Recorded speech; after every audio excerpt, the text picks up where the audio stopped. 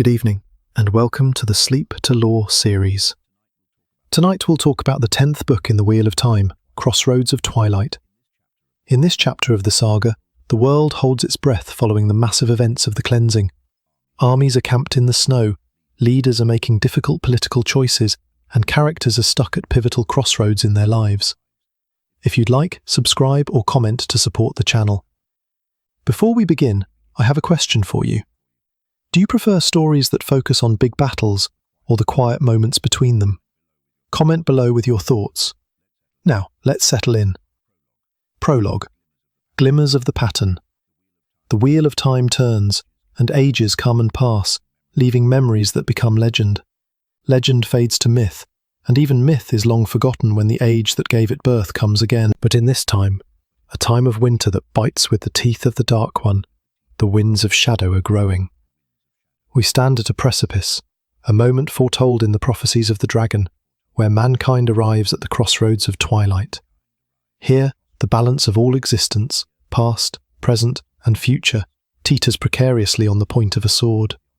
It is a time for holding one's breath, for the choices made in these grey hours will echo through the pattern for generations to come. In the northern reaches of Arad Domen, the great captain Rodel Ituralde understands that the essence of warfare is not merely violence, but patience. He sits motionless in a frozen forest, a predator waiting for the world to make a mistake. The winter here is unnatural, a punishment from the Dark One himself. It arrived late, but with a vengeance that froze the leaves on the trees before they could turn, transforming the forest into a shimmering, brittle landscape of iced emeralds. Ituralde, known to his men and his enemies as the Little Wolf, feels the cold seeping through his breastplate, radiating into his very bones. But he does not shiver. To be a commander is to be a statue of resolve. His thoughts turn to the chaotic state of his homeland. Arad Domen is fracturing. The king, Al-Salam, is issuing orders that border on madness. Contradictory commands that send armies marching in circles, dividing forces when they should unite, and striking at phantoms. Ituralde, a man of supreme tactical brilliance, recognizes the scent of chaos, but his loyalty binds him. He suspects the king is being manipulated, perhaps held captive by the Council of Merchants, or worse. Yet the orders bear the king's seal. However, Ituralde is not a man to follow a suicidal path blindly. He has received a new order, one so dangerous that the shadow itself tried to stop it with a grey man assassin. This order allows for a desperate gamble, a chance to save Arad Domen from the encroaching Shaunchan Empire to the south. He rides to a meeting at a ruined hunting lodge, a place of faded opulence now shattered by the ravages of civil war. He travels under the white ribbon, a sacred truce that forbids violence. Inside the lodge, the tension is palpable, thick enough to choke on.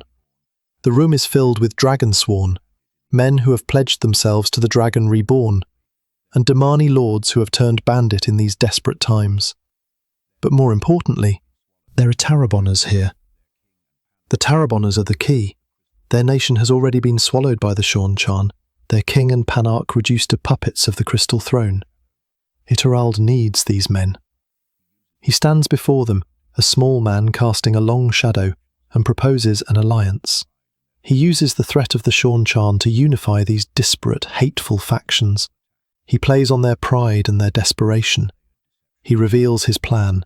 He will not just defend, he will attack. But Ituralde's strategy is a layered deception, a classic maneuver of the Little Wolf. He manipulates the Taraboners into launching raids back into their occupied homeland, knowing this will draw the Shaunchan's ire.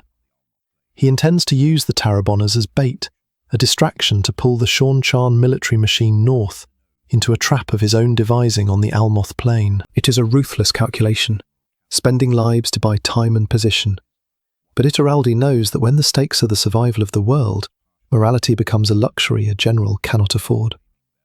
He secures their pledges, watching the hope kindle in their eyes, a hope he knows is partially built on a lie. They believe they are reclaiming their honour. Ituralde knows they are merely opening the gambit in a much larger, bloodier game. Far to the south, in the woodlands of Amadisia, the atmosphere is not one of frozen anticipation, but of rotting despair. Eamon Valder, the Lord Captain Commander of the Children of the Light, walks through a camp that reeks of defeat. The discipline of the White Cloaks has collapsed. Filth and disarray mar the snow, a physical manifestation of the blow they have suffered. They call it the Battle of Jeremel, but in Valda's mind, it was Aelron's disaster. The King of Amadisia is dead, his head mounted on a Seanchan lance, and the vaunted heavy cavalry of the children was shattered by the Seanchan's enslaved channelers, the Domain. Valda is a man of cold pragmatism, unburdened by the softer emotions of grief or empathy. He views the dead king as a fool who refused to adapt. Valda, however, intends to survive and to conquer. He approaches a dilapidated charcoal burner's hovel, a stark contrast to the grandeur the children usually command. Inside sits Radam Asunawa, the High Inquisitor. The dynamic between Valda and Asunawa is a study in the friction between secular power and religious fanaticism. Asunawa is a man who would burn the world to purify it, while Valda seeks only to rule it. They are trapped between the hammer of the Seanchan and the anvil of the Dragon Reborn's advancing influence. Valda manipulates the Inquisitor, feeding his obsession with the witches, the Aes Sedai. He proposes a retreat, not as a flight, but as a strategic redeployment towards Altara and Mirandi. Valda plays a dangerous game here. He knows they cannot defeat the Seanchan directly. The power of the Damane is too overwhelming, turning the earth itself into fountains of fire. Instead, he redirects the children's fury toward the White Tower. By aligning with Asunawa's fanatical desire to destroy the Aes Sedai, Valda secures his hold over the fragmented remains of the children. They will move east, leaving their homeland to the invaders, to carve out a new domain where the light might still prevail, or at least where Aemon Volda might still rule. It is a pact made in a hovel, signalling the transformation of the Children of the Light from a military power into a desperate, wandering army, driven by zealotry and the need for vengeance.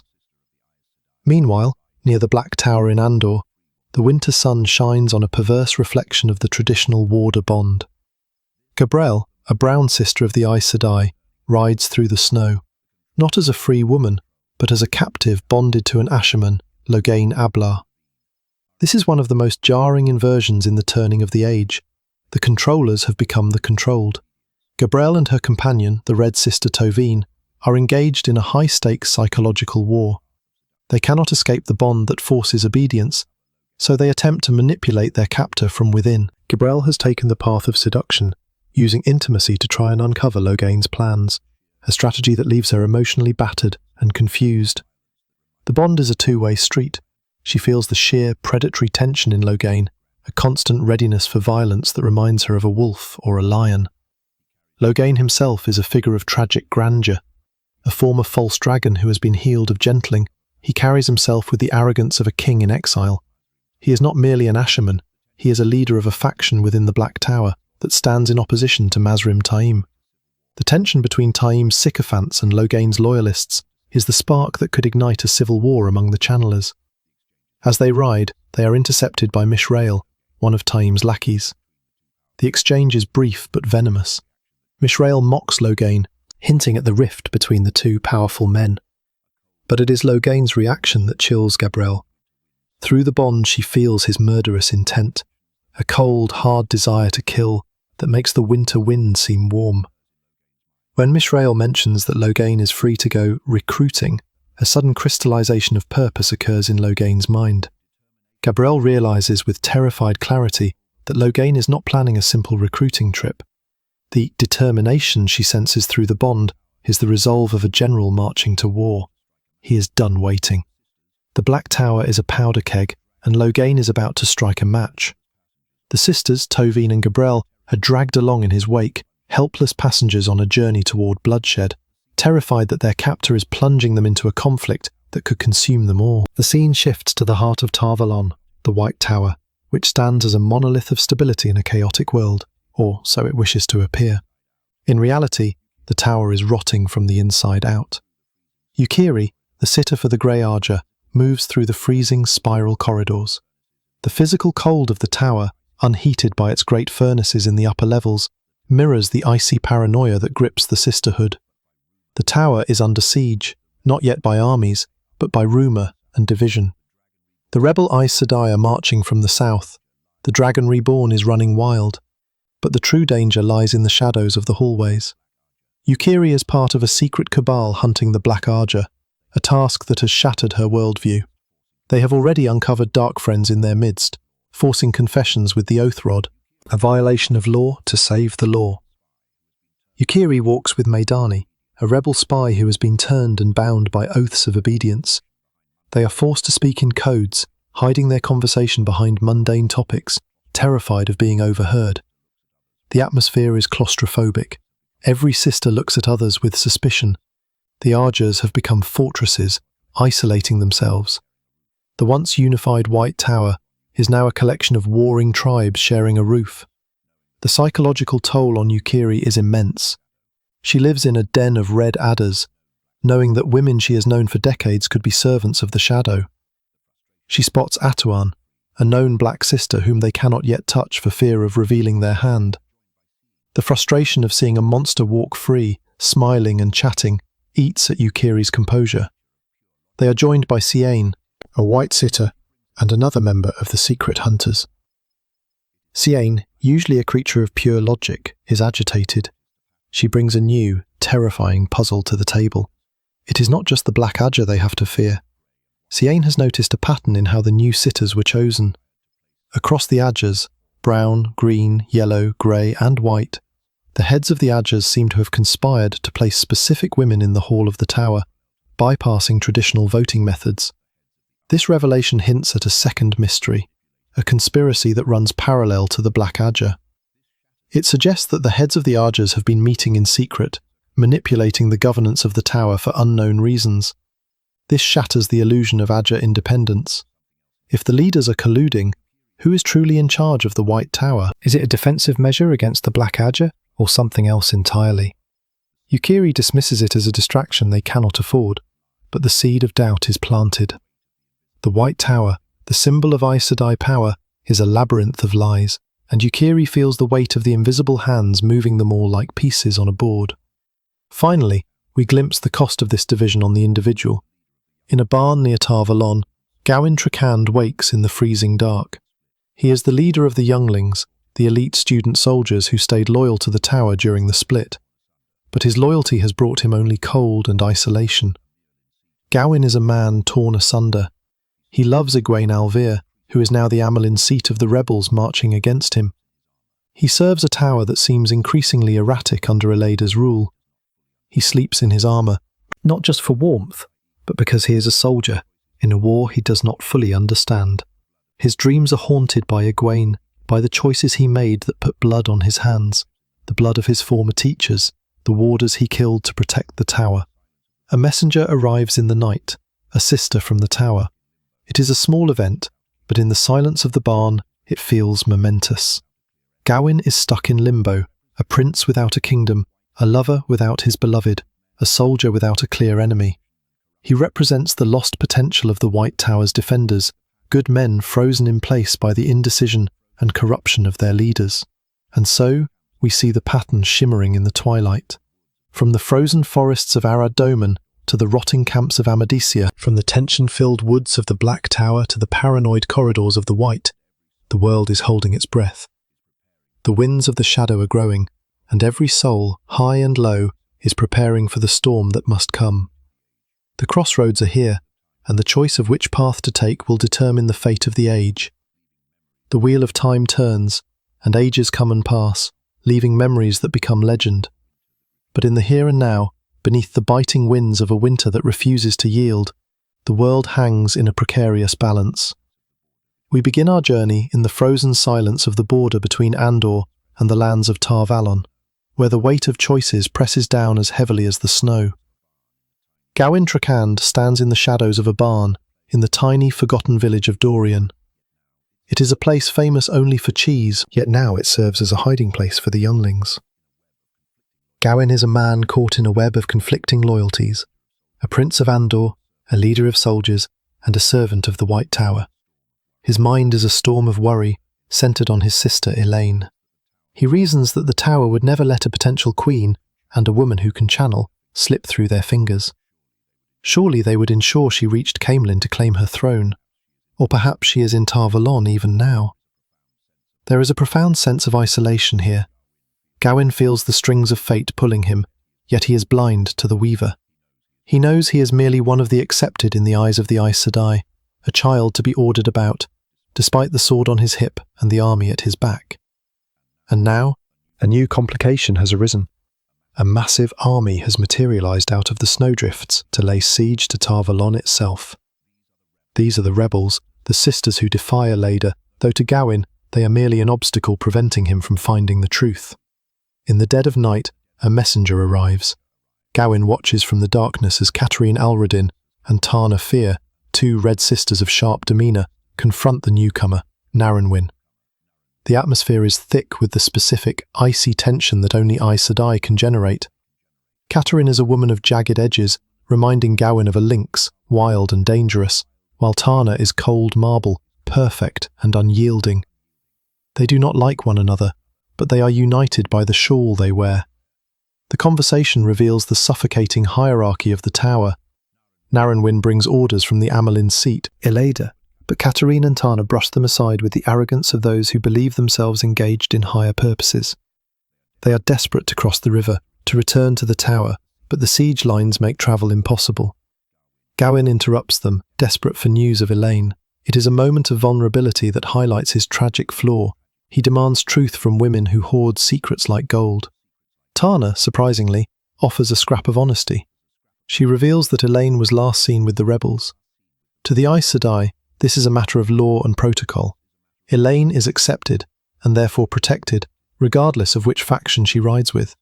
To Gawain, it is a hammer blow. His sister is with the enemy. The scene closes on Gawain's weary realization of his own entrapment. He is sealed to the tower not just by oaths, but by history and blood. He has fought against the warders of the fallen Amelin. He has let Suan Sanche escape. He loves Egwene Alvir. Every path he takes seems to tighten the knot around his soul. He is a man trying to do right in a world where right has shattered into 1,000 jagged pieces. We shift our gaze south, to the heart of Andor. The winter sun hangs pale over Caemlyn, offering light but no warmth. Davram Bashir, the Marshal General of Saldir, stands on a rise, peering through a looking glass at the absurdity of civil war. Here, the psychological landscape is one of veteran weariness. Bashir is a man who has spent his life guarding the Blight, fighting monsters that would devour the world. Now, he watches Andoran nobles play their game of houses, while the last battle looms. Beneath him, a camp of besiegers prepares to starve Caemlyn. It is a chaotic mix of sigils, House Marn, House Sarand, House Aron, wolves and wolfhounds marching behind a lapdog, Aramilla Marn. It defies logic that such a weak claimant could garner such support, a testament to the chaotic influence of a Tavern world. Beside Bashir stands Bael of the Aiel. The contrast is stark. The Saldaean general, a master of cavalry and tactics, and the Aiel clan chief, a creature of the desert and the spear. Bael views the Wetlanders' war with disdain. He could shatter the siege in an afternoon, washing the snow with blood. But politics restrains them.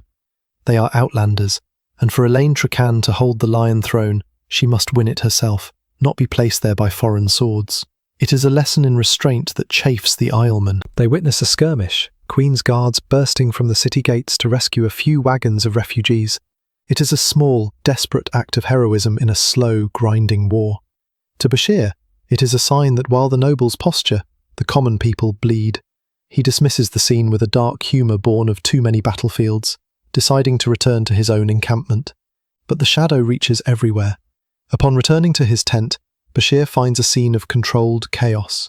His wife, Dira, sits amidst a crowd of women, bleeding from a wound on her arm. She is no fragile flower, she is Saldaean nobility. She recounts how assassins entered their tent, and how she, not her guards, fought them off, cracking a chair over one and stabbing the other. The assassins are dead, found just outside the camp, but the message is clear. The enemies of the Dragon Reborn are no longer content with armies. They are striking at the heart, at the families of his generals. Bashiri's reaction is cold and pragmatic. He orders his lieutenant, Tumad, to hire more spies, more protection. The price of failure is death, and the price of survival his vigilance. In this war, even the marriage bed is a front line.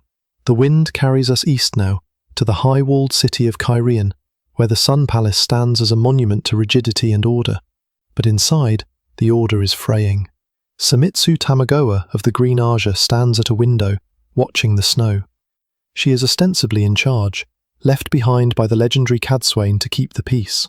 But true power is a slippery thing. Samitsu is uncomfortable. Her unease stems from the woman sharing the room with her, Sashal. Sashal is a Red Sister, but she is something else, something new and terrifying to the orthodox Aes Sedai mind. She was stilled at Demise Wells and healed by a man, Damer Flynn. This creates a profound psychological dissonance for Samitsu. Stilling is supposed to be fatal, a severing from the one power that drains the will to live. Yet Sashal stands here, channeling, vibrant and, most disturbingly, younger. The healing has stripped years from her face, leaving her with an agelessness that feels wrong, a violation of the natural order. Worse, this Red Sister, traditionally the enemy of male channelers, now speaks of Rand al'Thor with the fervour of a convert. She advocates for the dragon reborn, claiming he is the herald of necessary upheaval. To Samitsu, who clings to tradition and stability, Sashal is a living paradox. Their political debate regarding Lady Alil and the Sun Throne is interrupted by the holder of the keys. Rumours are spreading of an Ogier in the kitchens, a rare sight and potentially a dangerous anomaly. Samitsu and Sashal, united only by necessity, descend into the bowels of the palace. The kitchens are a warm, noisy refuge from the Kaihainen intrigue, but the arrival of Aes Sedai freezes the air. There, amidst the smell of roasting meat and fear, sits Loyal, son of Arent, son of Halan. He is trying to remain inconspicuous, a futile effort for an Ogier. Beside him is a man who looks like a cornered fox, or perhaps a wolf waiting to bite, Kaldin Manfor. Samitsu recognizes the look in Kaldin's eyes. He is an Asherman. He is not bonded, not tamed like the men the Greens are used to. He is a wilder variable. The tension is palpable. The kitchen staff buzzes with terrified gossip about men who can turn blood to ice, while Sashal presses the duo for answers. Loyal and Kaldin are desperate to leave, to fulfill a mission given to them by Rand himself, but the Aes Sedai blockade is formidable. The interrogation is shattered by a serving woman bursting in with news that screams through the halls. Lord Dobraine has been murdered. Dobraine Taborwin, the steward of Caerhien for the Dragon Reborn, the one man holding this fractured city together, is dead, or so the rumours say. The Aes Sedai, along with a reluctant Loyal and Kaldin, rush to the Tower of the Full Moon. The scene is gruesome. Servants weep in the corridors. Inside, blood paints the carpets. Dobraine lies on a litter, a ruin of a man, his scalp laid open, his chest punctured by stab wounds. Samitsu's instincts take over. She is a healer of the Yellow Aja in skill, if not in name, possessing a talent that rivals any in living memory. She delves the body and finds a flicker of life, a single coal in a pile of ash. Here we see the mechanics of the One Power blended with medical intuition. Samitsu knows she cannot simply wipe away the wounds. The shock of a full healing would kill a man this week. She must thread the needle, weaving air, spirit and water to knit the flesh just enough to sustain life, without draining his remaining vitality. She channels, the room holding its breath. Dobraine convulses, a death rattle escapes his lips, and then he breathes. He lives, but he hangs by a thread. While Samitsu works her miracle, the Asherman Kaldin is not idle. He searches the room, not for assassins, but for clues. He finds a note, which Loyal foolishly reads aloud. It is a forgery, a letter in Dobraine's hand ordering the removal of certain items from the palace. The mystery deepens. The attack was not just an assassination, it was a heist. Someone used the chaos to steal something of value from the Dragon Reborn's own steward. Sashal, sharp-eyed and commanding, seizes the note. She realizes that Loyal and Kaldin know what was stolen, or at least what the thieves were looking for. She forbids them to leave. Kaldin's hand drops to his sword. The air in the room grows heavy. It is the classic confrontation. The White Tower demanding submission, and the Black Tower refusing to yield. "How are you going to stop us?" Kaldin asks softly. It is a threat that hangs in the air, sharper than any dagger. But before the violence can spark, the door flies open. Rosara Madrano, a brown sister, rushes in, breathless and damp from the snow. Her news obliterates the petty squabbles in the room. A party of Aes Sedai has entered the city, but they do not come alone.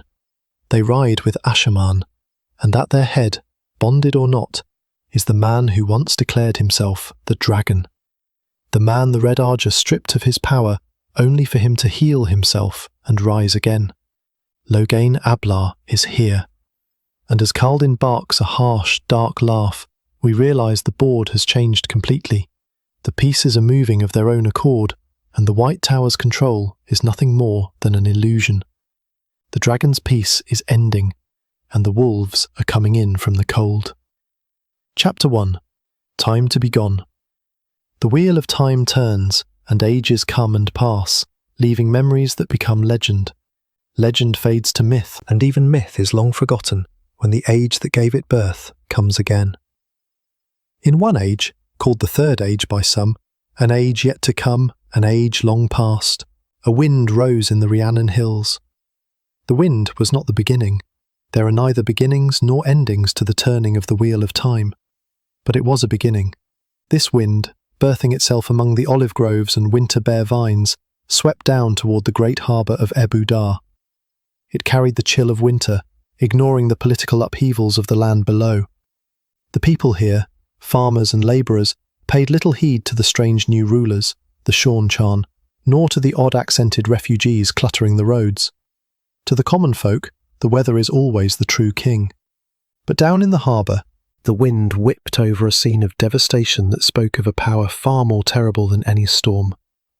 Charred skeletons of ships lay heeled over in the mud, monuments to a night when death had walked across the water.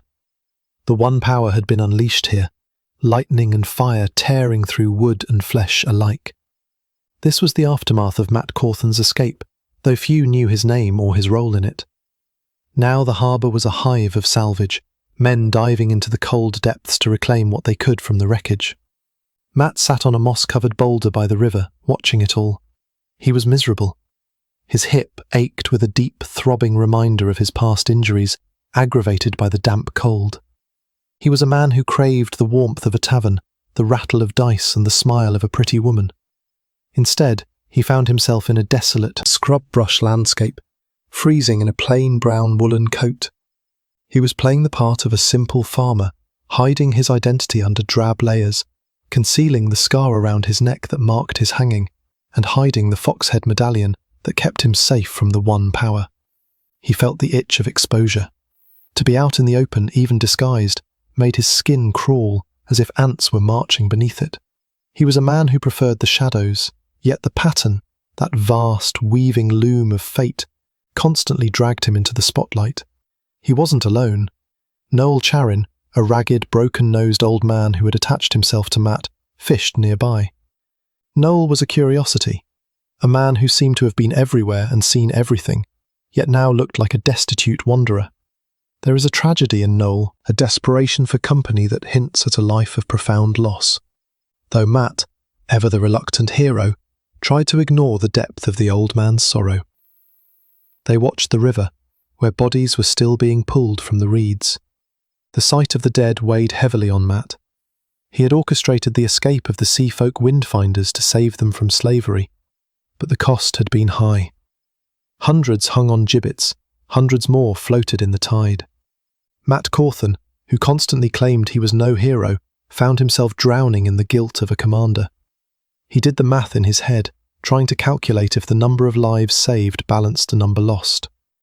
It is the terrible arithmetic of war, a calculation that drains the joy from a man's soul. He realised with a surge of irritation that he was becoming a philosopher. It was a role he despised. He wanted to be free, but he was bound by obligations he could not sever. A Jainin appeared behind him, shattering his dark reverie. The Seanchan ship captain was a woman stripped of her identity. Once a proud member of the blood, she was now a fugitive named Laelwyn, forced to wear a wig to hide her shaved head, a mark of her nobility that would now mark her for death. She was rigid, angry, and terrified, though she masked it with imperious commands. The psychological strain on Elayne was immense. She was a creature of absolute order now adrift in chaos. She despised her disguise, despised the chaotic lovers' ruse she and Mat had to maintain, and perhaps most of all, she despised that she needed this lump-brained farmer to survive. They bickered, a clash of cultures and personalities. Mat, the anti-authoritarian trickster, and Elayne, the embodiment of imperial discipline. She refused to believe the Seanchan would maim their own property, the Damane, while Mat, cynical and realistic, knew that power respects no boundaries of decency. They turned back toward the road, the necessity of movement overriding their conflict. As they walked, Mat's mind drifted back to the night of the escape, the night the dice in his head had stopped. For Mat, the dice are a harbinger of momentous, usually dangerous fate. Their silence was almost worse than their rattle. He remembered the rain, the terror of the gate guards, and the sheer audacity of kidnapping the daughter of the Nine Moons, the heir to the Seanchan Empire.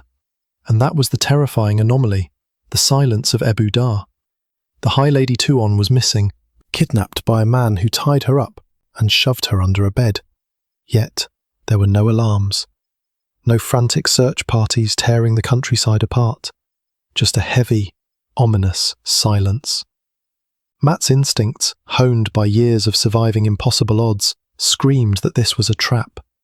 The Seanchan were pretending nothing was wrong, perhaps to save face, or perhaps they were hunting in a way Mat couldn't see.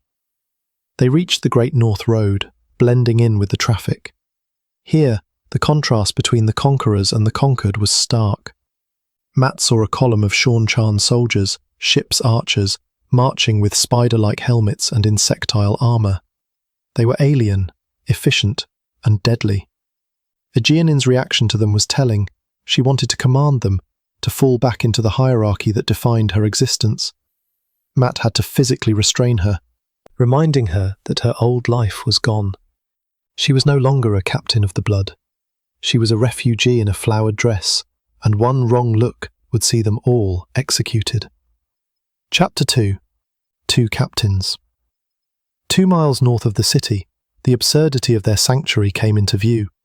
A massive blue banner proclaimed, "Valan Luca's grand travelling show and magnificent display of marvels and wonders." It was a splash of gaudy colour in a grey world, a place of illusion sheltering those whose reality had become too dangerous. The show was struggling. The crowds were thin, people hoarding their coins against the uncertainty of the occupation. Mat, Elayne and Noel approached the entrance, where the mundane and the desperate mingled. They were met by Petra, the strong man, and his wife, Clarine. The tension was palpable immediately. Seanchan soldiers were inside, speaking with Luca. The group's reaction revealed their fragility. Noel, surprisingly lethal, palmed knives ready to fight. Elayne immediately tried to take charge, her Seanchan conditioning rising to the surface. She ordered the circus folk as if they were her crew, promising gold she didn't have and threatening graves for betrayal. Mat watched this with grinding teeth. He saw the danger of her arrogance. To the circus folk, she was just a troublesome noblewoman. They didn't know she was one of the enemy, nor did they know the nuclear secret Mat was hiding. That he had 3 Aes Sedai and the future Seanchan Empress stashed in their wagons. Mat's leadership style is the antithesis of Elayne's. Where she demands, he manoeuvres. He knows people. He sensed the greed in the horse handlers, the fear in the performers.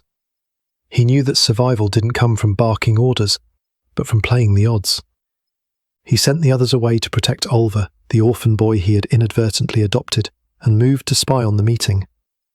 The dynamic between Mat and Elayne was further complicated by Bael Domon.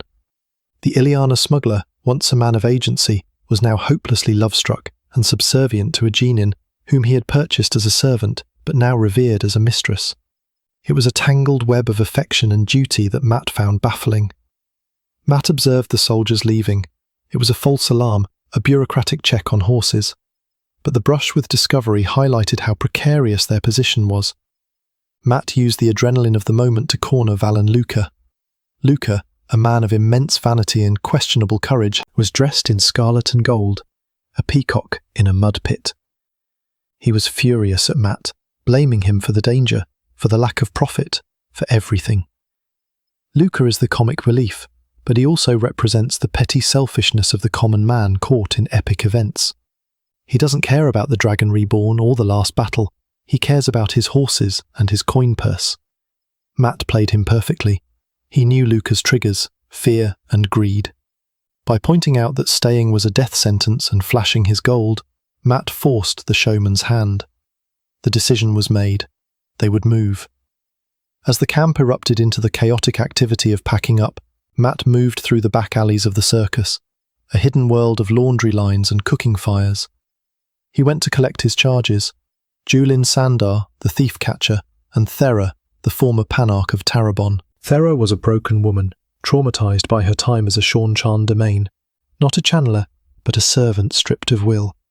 She lived in terror, a stark reminder of what awaited them if they were caught. Julin, tough and streetwise, was her protector, their romance born of shared trauma and rescue. The motley nature of Mat's army was clear. A thief-catcher, a broken queen, a deposed noblewoman, a smuggler, a mad old man, a generic orphan, and a troupe of circus performers. And hidden away, 3 Aes Sedai and the most important woman in the Seanchan Empire. It was a recipe for disaster. As the shouts of the horse handlers rose and the wagons began to creak into motion, Mat Cauthon stood amidst the bustle. He had successfully navigated another crisis. He had kept his people safe for 1 more hour. He should have felt relief. Instead, a familiar, terrible sound echoed in his skull. The dice. They had started rolling again. The brief interlude of silence was over. Fate was once again in motion, and the tumble of the dice warned Mat that the stakes had just been raised, and the next throw could cost him everything. Chapter 3. A Fan of Colours. The rattling in Mat Cauthon's skull was relentless. It was the sound of destiny tumbling like weighted dice inside his head, a sensation that had plagued him ever since his connection to the pattern was severed and rewoven. Standing amidst the chaotic bustle of Valan Luca's grand travelling show, Mat was a man caught in the amber of anticipation. The Ibu Dar escape was underway, soldiers were gone, and the city was fading into his past. Yet the dice did not stop. This was the cruel irony of his Ta'veren nature. The warning noise persisted, signalling that the pivotal moment, the stroke of luck or doom, had not yet landed. He was a gambler waiting for the toss to settle, twitching like a nervous goat, unable to find peace until the sound ceased. Around him, the illusion of a simple travelling circus masked a desperate flight. Olther, the orphan boy Mat had practically adopted, tried to mask his fear with bravado, claiming the Seanchan would never catch them. Mat offered the boy reassurance, ruffling his hair, but his mind was elsewhere. He was surrounded by a strange retinue, Aegeanin, the Seanchan ship captain, now hiding under a wig and a false name, Bael Doman, the Ileana smuggler whose love for Aegeanin had dragged him into this mess, and Thera, the former panarch of Tarabon, broken and terrified. They were all jumping at shadows, but Mat's shadows were internal. He decided with a sudden murky solidification of thought that he had to face the source of his greatest anxiety. He had to see Tuon. The mere mention of her name sent a ripple of terror through Aegeanin. To Mat, Tuon was a captive, a problem, and, if the Elfin's prophecy held true, his future wife. To Aegeanin, she was the daughter of the 9 Moons, a figure of such semi-divine authority that, even in captivity, she commanded absolute reverence. Aegeanin's face drained of colour, her indoctrination so deep that the idea of Mat casually chatting with the High Lady was akin to blasphemy. Domon warned Mat that he was wading into waters far deeper than he realised, suggesting that Tuon was tougher than Mat gave her credit for. Mat scoffed. He saw a tiny woman, doll-like and fragile. He didn't yet understand that strength in the Seanchan court was not measured in muscle, but in an ironclad will forged in a viper's nest of intrigue. Mat walked through the menagerie, the sensory overload of the circus assaulting him, the musk of caged bears and lions, the shouting of acrobats, the creak of wagons. It was a chaotic tapestry of life that contrasted sharply with the cold precision of the Seanchan pursuers he knew were out there. He arrived at the purple wagon where his guest was being held. It was guarded by his own red arms, men of the Band of the Red Hand, who looked uneasy. They knew that a silent captive was often more dangerous than a screaming one. Inside, the atmosphere was stiflingly domestic, yet fraught with peril. Setale Anan, the innkeeper turned refugee, sat sewing with the regal air of a queen, while Seleucia, Tuon's fiercely loyal maid, and Shaido, sat poised to strike. And there was Tuon. She sat on a stool, reading, wearing a rough woolen dress that swallowed her petite frame. She looked like a child playing dress-up, her head covered in short black stubble from where her head had been shaved. Yet, when she looked at Mat, the power dynamic shifted instantly. She possessed a terrifying serenity, a calmness that was almost unnatural for someone who had been kidnapped in the middle of a storm. She greeted him not with fear, but with the cool disdain one might show a misbehaving pet, calling him Toy. It was a nickname from their time in the palace, a verbal leash she refused to drop. When Mat tried to assert his authority, explaining that he couldn't leave her behind to raise the alarm, she didn't flinch. She threw a pottery cup at him, not in a fit of wild rage, but with a calculated, swift motion. She refused to be cast in the role of a servant in the cover story Mat had concocted. She demanded her dignity, even as a prisoner. There is a fascinating psychological game played here. Mat, the rogue, the chaotic force, is trying to impose a narrative on Tuon. Tuon, the embodiment of order and hierarchy, simply refuses to accept his reality. When Mat asked her age, trying to confirm she wasn't actually a child, she drew herself up with imperial pride, revealing she was nearly 20. She wasn't a child, she was a woman grown, and a dangerous one at that.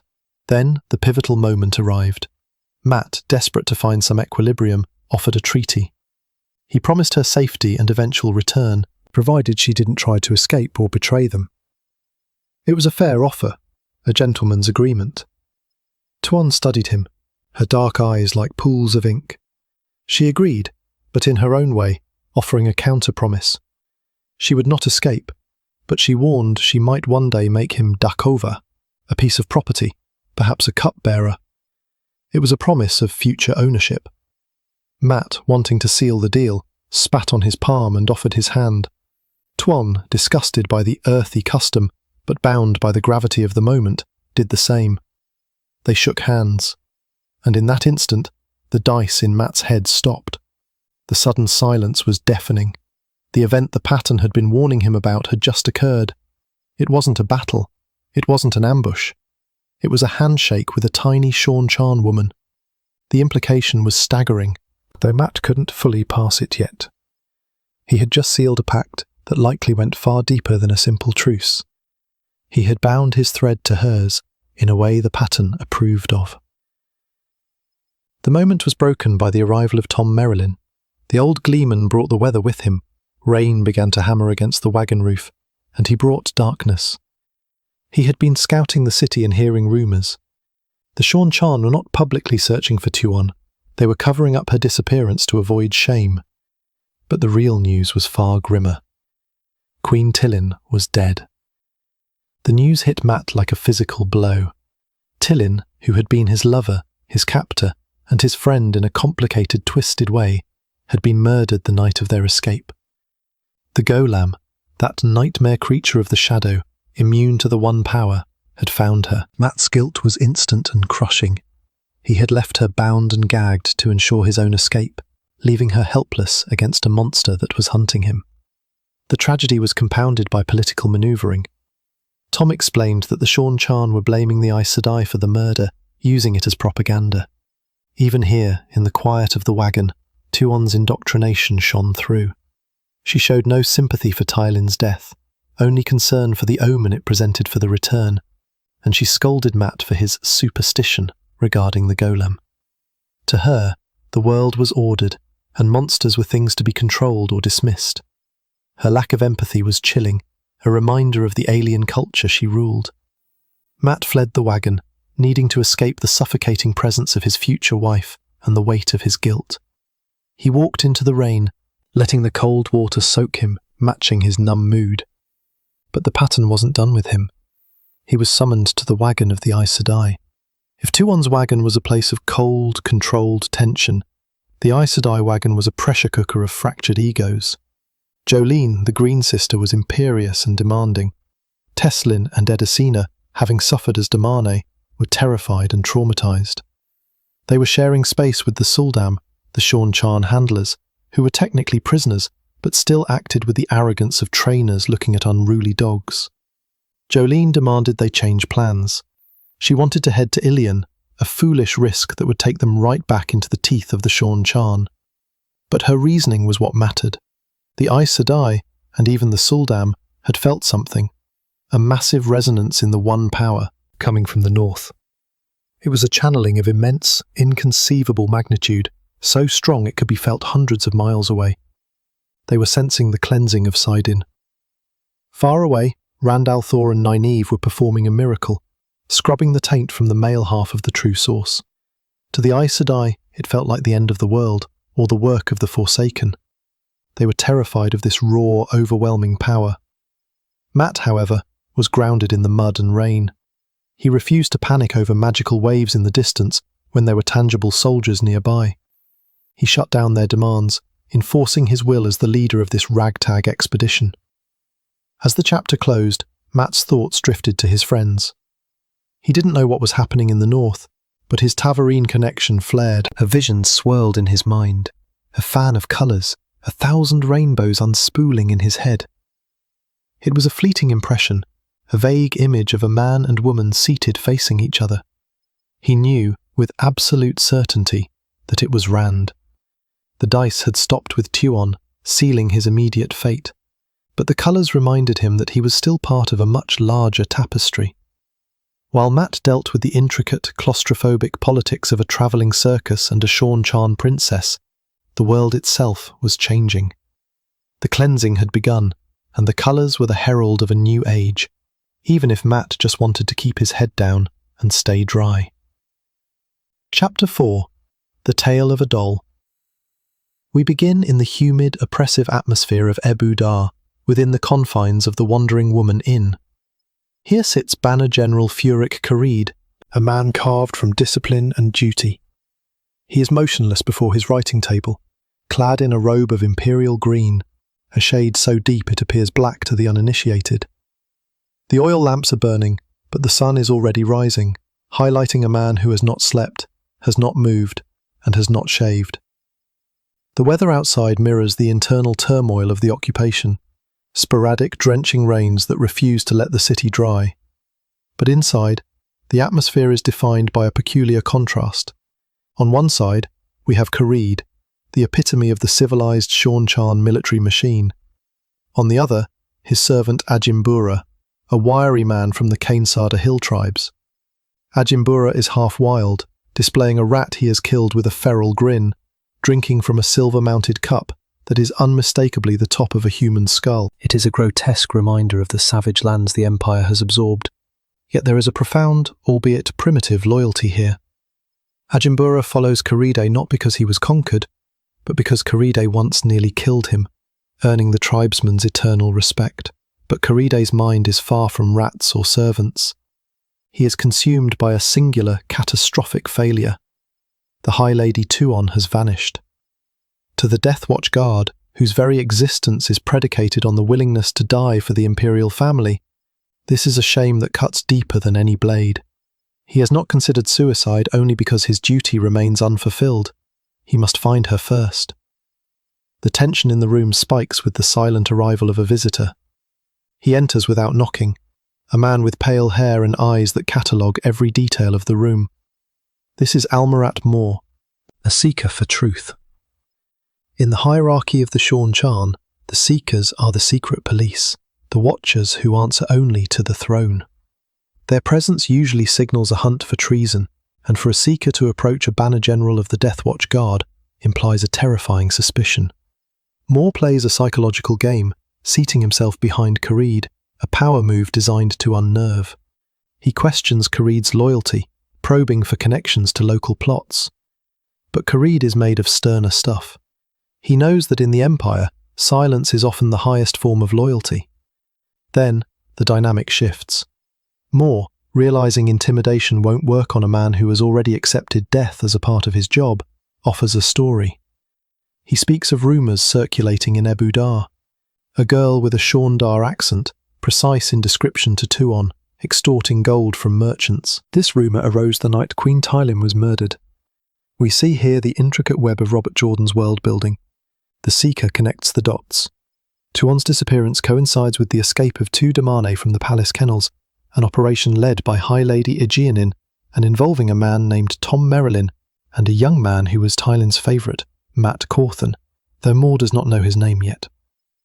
The conversation takes a fascinating turn into personal history, revealing the depth of Carid's character. Moore recounts Carid's service record to verify his identity, mentioning a specific, poignant detail. Years ago, Carid protected a young Tuon from assassins, taking 3 wounds for her.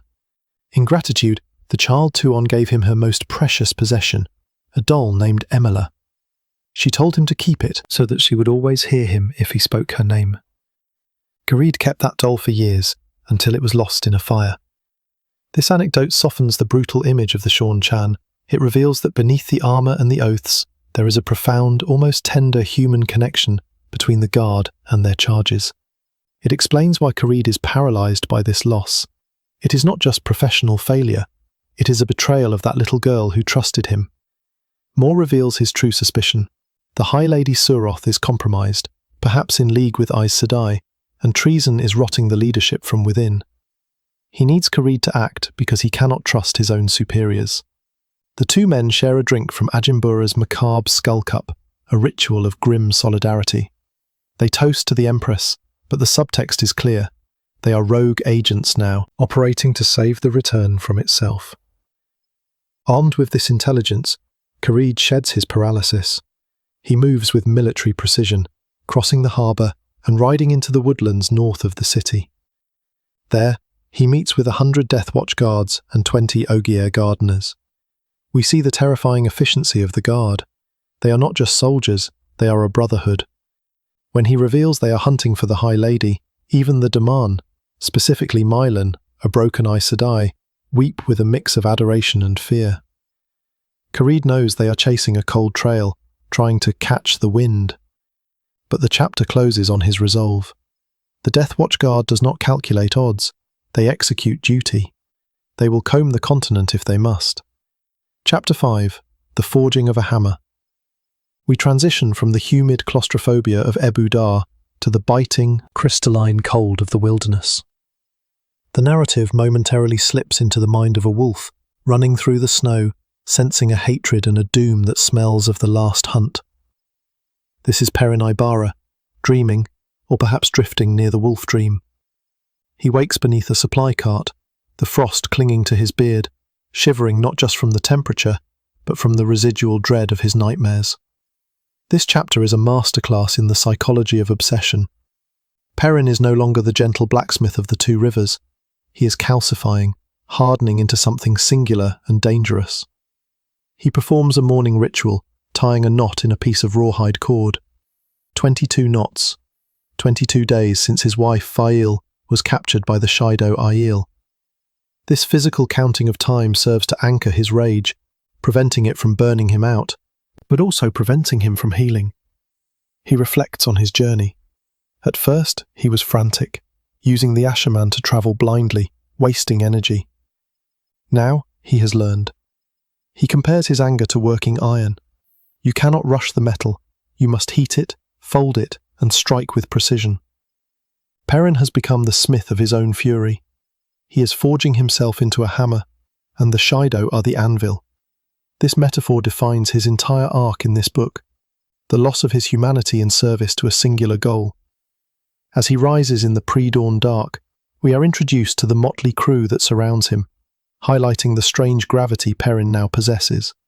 There is Aram, the former tinker who has traded pacifism for a sword and a fanatical, jealous devotion to Perrin. There is Selanda, a Kaihayanin noblewoman playing at being Aiel, desperate for approval. And there is Sebon Bulwer, the dry, unassuming secretary, who is actually a master spy master. Bulwer and Seland bring intelligence. They report on the prophet, Masema. This is the other thorn in Perrin's side. Masema, ostensibly allied with them, is leading a chaotic mob of zealots. The report is troubling. Masema's people are sourcing supplies from Altarans, hinting at established networks, and more alarmingly, Wintery and the Wise Ones have been seen meeting with the Prophet in secret. Perrin's reaction to this is telling. In the past, he might have been confused or openly confrontational. Now he is cynical. He trusts no one but his own drive to find file. He sees the Aes Sedai manoeuvring and the Prophet's madness as distractions from his true work. When Bulwer suggests using Solande's pretend Aiel friends to spy on the true Aiel in Berylaine's camp, Perrin agrees. He is crossing moral lines he once would have found repugnant, using people as tools because a hammer only cares about hitting the nail. As Perrin walks through his waking camp, the atmosphere is bleak. The descriptions of the camp are wretched, men huddling over meagre fires, the smell of unwashed bodies and horse dung, the silent, hungry faces of his neighbours from the 2 rivers. They look at him with a mixture of hope and exhaustion. He feels their weight, but he detaches from it. He cannot afford empathy right now. Empathy is soft, and he must be hard. He navigates the complex politics of his coalition. The Gildan in lancers, the Mayana winged guards, the Wise Ones, the Ashermen. It is a powder keg of conflicting loyalties held together only by Perrin's will and the immediate threat of the Shaido. The chapter creates a profound sense of isolation. Perrin is surrounded by thousands of people, yet he is utterly alone in his head. Aram's jealousy, Bulwer's scheming, the Aes Sedai's secrets, they are all noise. The only signal he cares about is the trail of the Shaido. He has a conversation with Bulwer that solidifies their relationship. Bulwer, who is used to serving deceptive masters, is fascinated by Perrin's bluntness, but also his growing cunning. Bulwer commits himself to Perrin not just for coin, but because he finds Perrin to be a clever master in a new way. It's a chilling endorsement. When a spy master compliments your cleverness, you have likely lost some of your innocence. Perrin mounts his horse, Stepper. The wait is over. The scouts are pushing further out. He knows with a bone-deep certainty that they will find the Shaido soon. The text leaves us with the image of the hammer. It is useless when lying at rest. It must be swung. Perrin rides out, not as a hero in the traditional sense, but as a force of nature, shaped by trauma and driven by a love that has mutated into a terrifying resolve. He is ready to smash the Shaido into scrap, regardless of the cost to his soul. Chapter 6. The Scent of a Dream. The biting cold of the forest morning does little to numb the ache in Perrin Aybara's heart. As he rides Stepper through the snow-laden woods, the crisp air fills his lungs, but it cannot displace the heavy iron puzzle welded to the inside of his skull. The Shaido Aiel and the capture of his wife, File. It is a blacksmith's puzzle, one that refuses to yield to force. You cannot hammer a situation like this into submission. You must twist it, turn it, and find the trick to unlock it. But Perrin, by his own admission, is a methodical man, not a clever one. He feels the crushing weight of leadership, the guilt of the chase, and the haunting fear that every moment wasted is a moment File suffers. He is not alone in the gloom of the canopy. Aram, the tinker-turned-sword hand, rides with him. There is a tragedy in Aram, a man who traded the way of the leaf for the way of the sword, now vibrating with a tension that smells of anger and suspicion. To Perrin's heightened senses, the wolf within him, Aram smells wrong. He is an overwound clock spring, waiting to snap. It's a poignant reminder of how the dragon reborn's chaos warps the innocent. Aram looks for violence now, where once he would have fled it. But the forest holds something far worse than a troubled tinker. Stepper halts, trembling, and Perrin catches a scent that makes the hair on his neck stand on end. It is the smell of old, burnt sulphur. But that is merely a human approximation for a scent that reeks of wrongness, of something that violates the natural order. It is a scent Perrin knows from a dream, a scent of death. Dark hounds. The discovery is chilling. On a slab of grey stone, where the snow has been undisturbed, the rock itself bears the impossible, deep impressions of massive paws. This is the horror of the shadow spawn. They do not merely walk upon the world, they mar it, pressing their corruption into the very geology of the land. Perrin realises the pack was massive, perhaps 50 strong, and they passed only an hour ago. The psychological toll of this is immense. While Perrin worries about Shaido and politics, the shadow itself is circling, a silent predator in the night. He sends Aram back to warn the camp, preferring to track this supernatural threat alone. He knows the danger of the Tavaran pull. The way the pattern weaves around him might attract help, but it just as often attracts the Dark One's hunters. As he circles back, confirming the Darkhounds have moved on, he runs into the complexities of human politics, which can be just as treacherous as shadow spawn. He encounters a patrol, Mayana winged guards, wise ones, and the Lady Elayne. Elayne, the first of Mayan, is a complication Perrin despises. The camp is rife with rumours of their infidelity, lies that stain his honour and memory of File. Yet Elayne plays the game of houses with infuriating skill. She rides to him, not with seduction this time, but with strategy wrapped in a picnic basket. Her scent confounds him. He expects the predatory musk of a hunting she-wolf, but she smells only of patience and a hidden flickering fear. She brings him food, roasted wood hen and warm bread, breaking through his stubborn neglect of his own body. But more importantly, she brings intelligence. In the basket, hidden beneath the meal, is a document stolen from the prophet Masema's camp. As Perrin tears into the food, his hunger betraying his stress, he reads the paper. It is a letter of protection from the High Lady Suroth of the Shorn Charn. The revelation is a hammer blow. Masema, the mad prophet who preaches the glory of the dragon reborn with fanatical zeal, is treating with the invaders, the Shorn Charn. It adds a layer of treason to the madness. How can a man worship Rand al'Thor and yet conspire with those who would chain him? It is a contradiction that speaks to the chaotic, fracturing world they inhabit. Perrin pockets the evidence, his mind reeling. The blacksmith's puzzle just gained another jagged piece. Chapter 7, Blacksmith's Puzzle. The tension in the woods shifts from personal to political as the group gathers around the stone slab marked by the Darkhounds. The reaction of the soldiers is telling. Men who would face charging cavalry with a grin are unnerved by the footprint of a legend. Lord Captain Galen tries to diffuse the fear with bravado, joking about salting the dog's ears, but the smell of terror is a tangible miasma to Perrin's nose.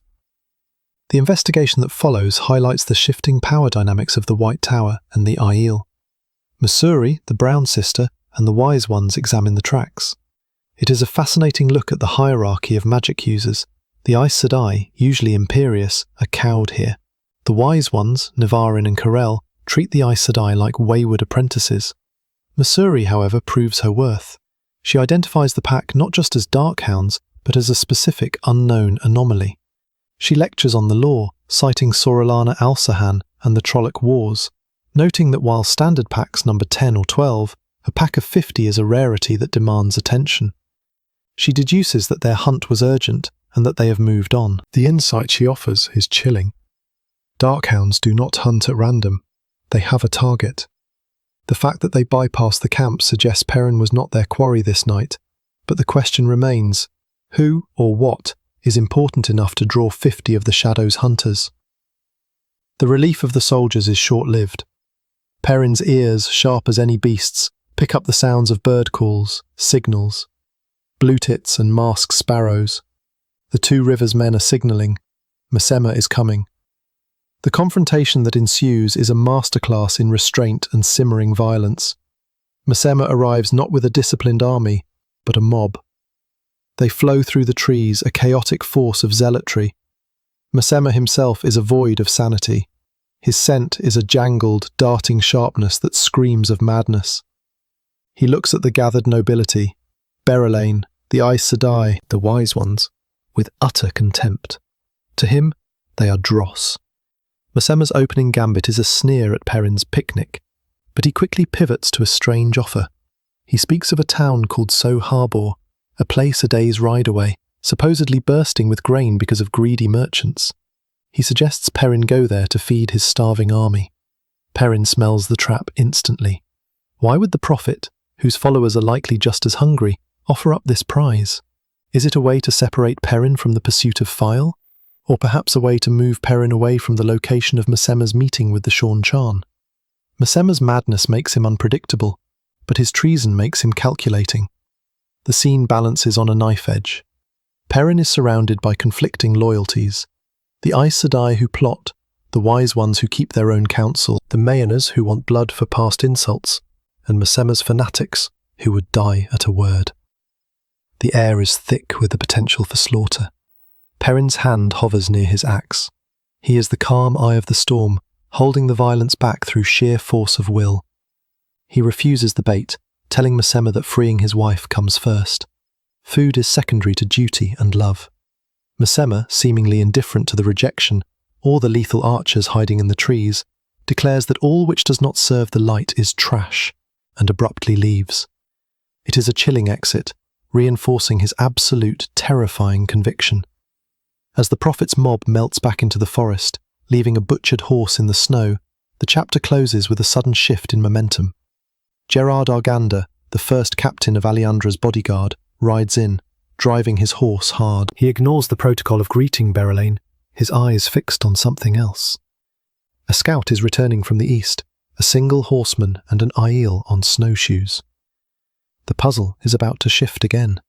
The return of a scout means news, and for Perrin Aybara, news is the hammer that will either shape his destiny or shatter his hope. The wait is over, the forge is hot. Chapter 8. Whirlpools of Colour. The narrative resumes amidst the biting cold and shadows of a winter forest, where urgency drives Perrin Aybara beyond the limits of exhaustion. He is not merely a man riding a horse, he is a force of will, crouched over Stepper's neck, streaking through the snow to catch the vanguard.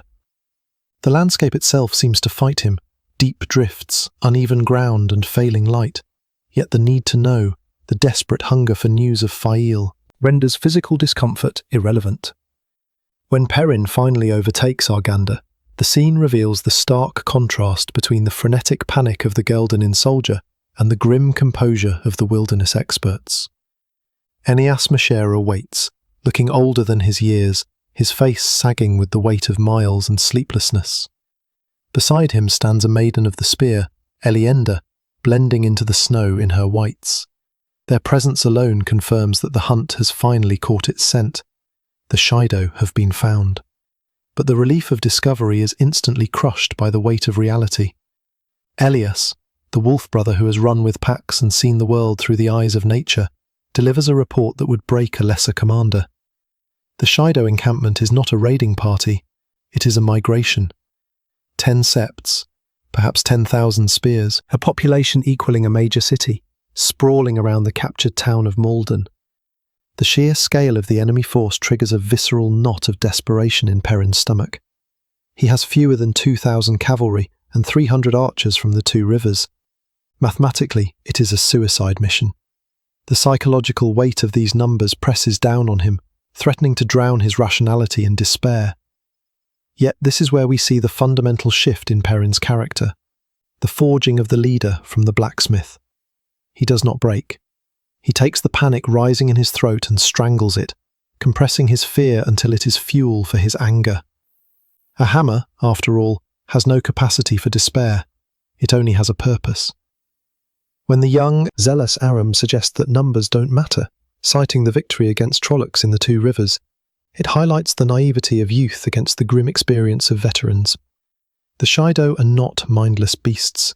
They are a disciplined, lethal society that has, terrifyingly, begun to abandon its own code of honour, Jia To. The debate that follows reveals the fracturing alliances around Perrin. Arganda, frantic for his queen, begs to know if a ransom is possible. It is a desperate, distinctly Wetlander concept, throwing gold at a problem of blood and steel. The wise one, Marlene, notes coldly that the Shaido have become something other than Aiel, taking prisoners as property rather than traditional Gaishain, suggesting they might indeed trade for wealth. But Perrin, with a hardness that shocks the gathered nobles, refuses no ransom. This decision is not born of cruelty, but of a profound, instinctual understanding of the enemy. To pay the Shaido is to validate their terror. To bargain for Fail is to admit that her suffering has a market value. Perrin's refusal is a rejection of the victim role. He will not negotiate with rats. He must see the puzzle pieces himself, just as he once tried to solve blacksmith puzzles by touch. He needs to see the camp. Before they move, a darker element intrudes upon the scene. Near a smooth outcrop of stone, Ilias points out a smell of burnt sulphur and strange tracks. These are the marks of darkhounds. Here, Robert Jordan weaves in a tragic layer of lore through Elias's voice. Darkhounds, or shadow brothers as the wolves call them, are not merely beasts of the Dark One. They are the corrupted souls of wolves, twisted by the shadow during the ancient wars. This revelation adds a spiritual horror to the physical threat. For a wolf brother, this is a perversion of the sacred.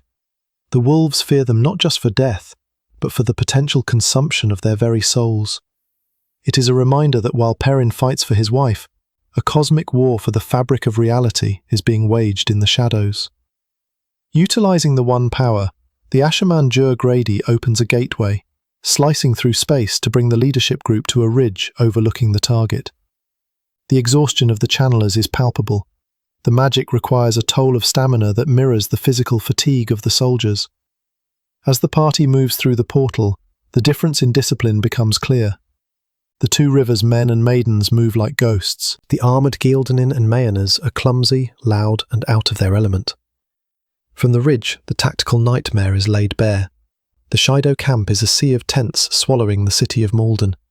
Through his looking glass, Perrin observes the daily life of a displaced civilization, goats, children, and thousands of women in white. But the true horror is identified by Marlene. She sees the flows of the One Power. She estimates nearly 500 Wise Ones capable of channeling are present. The strategic implication is devastating.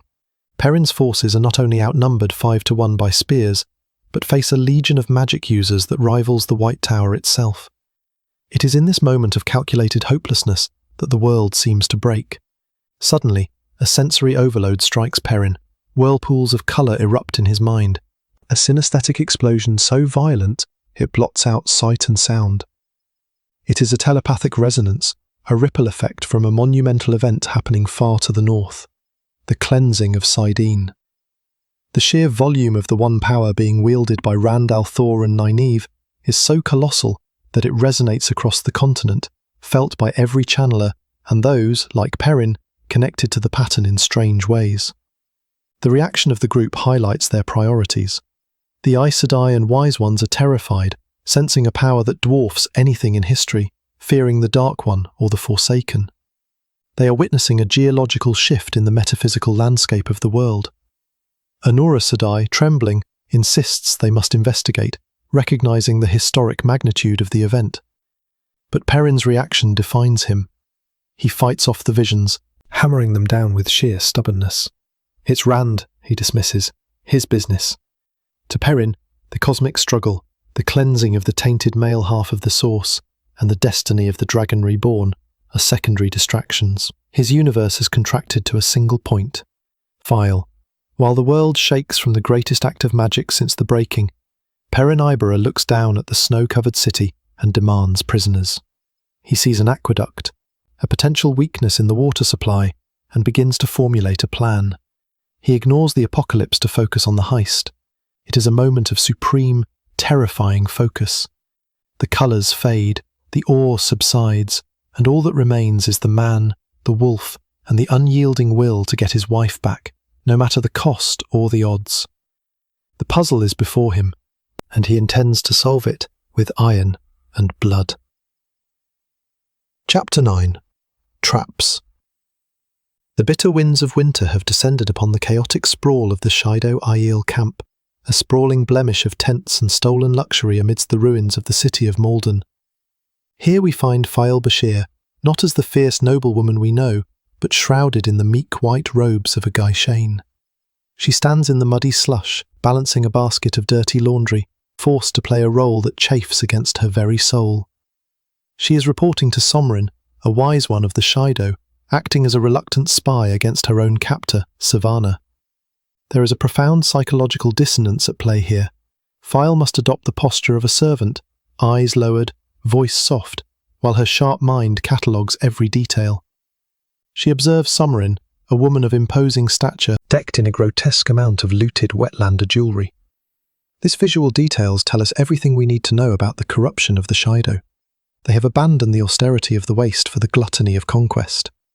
Somrin, dripping in emeralds and pearls while standing in the freezing mud, represents a culture losing its way, clinging to material wealth that has no place in Giotto, the code of honour and obligation.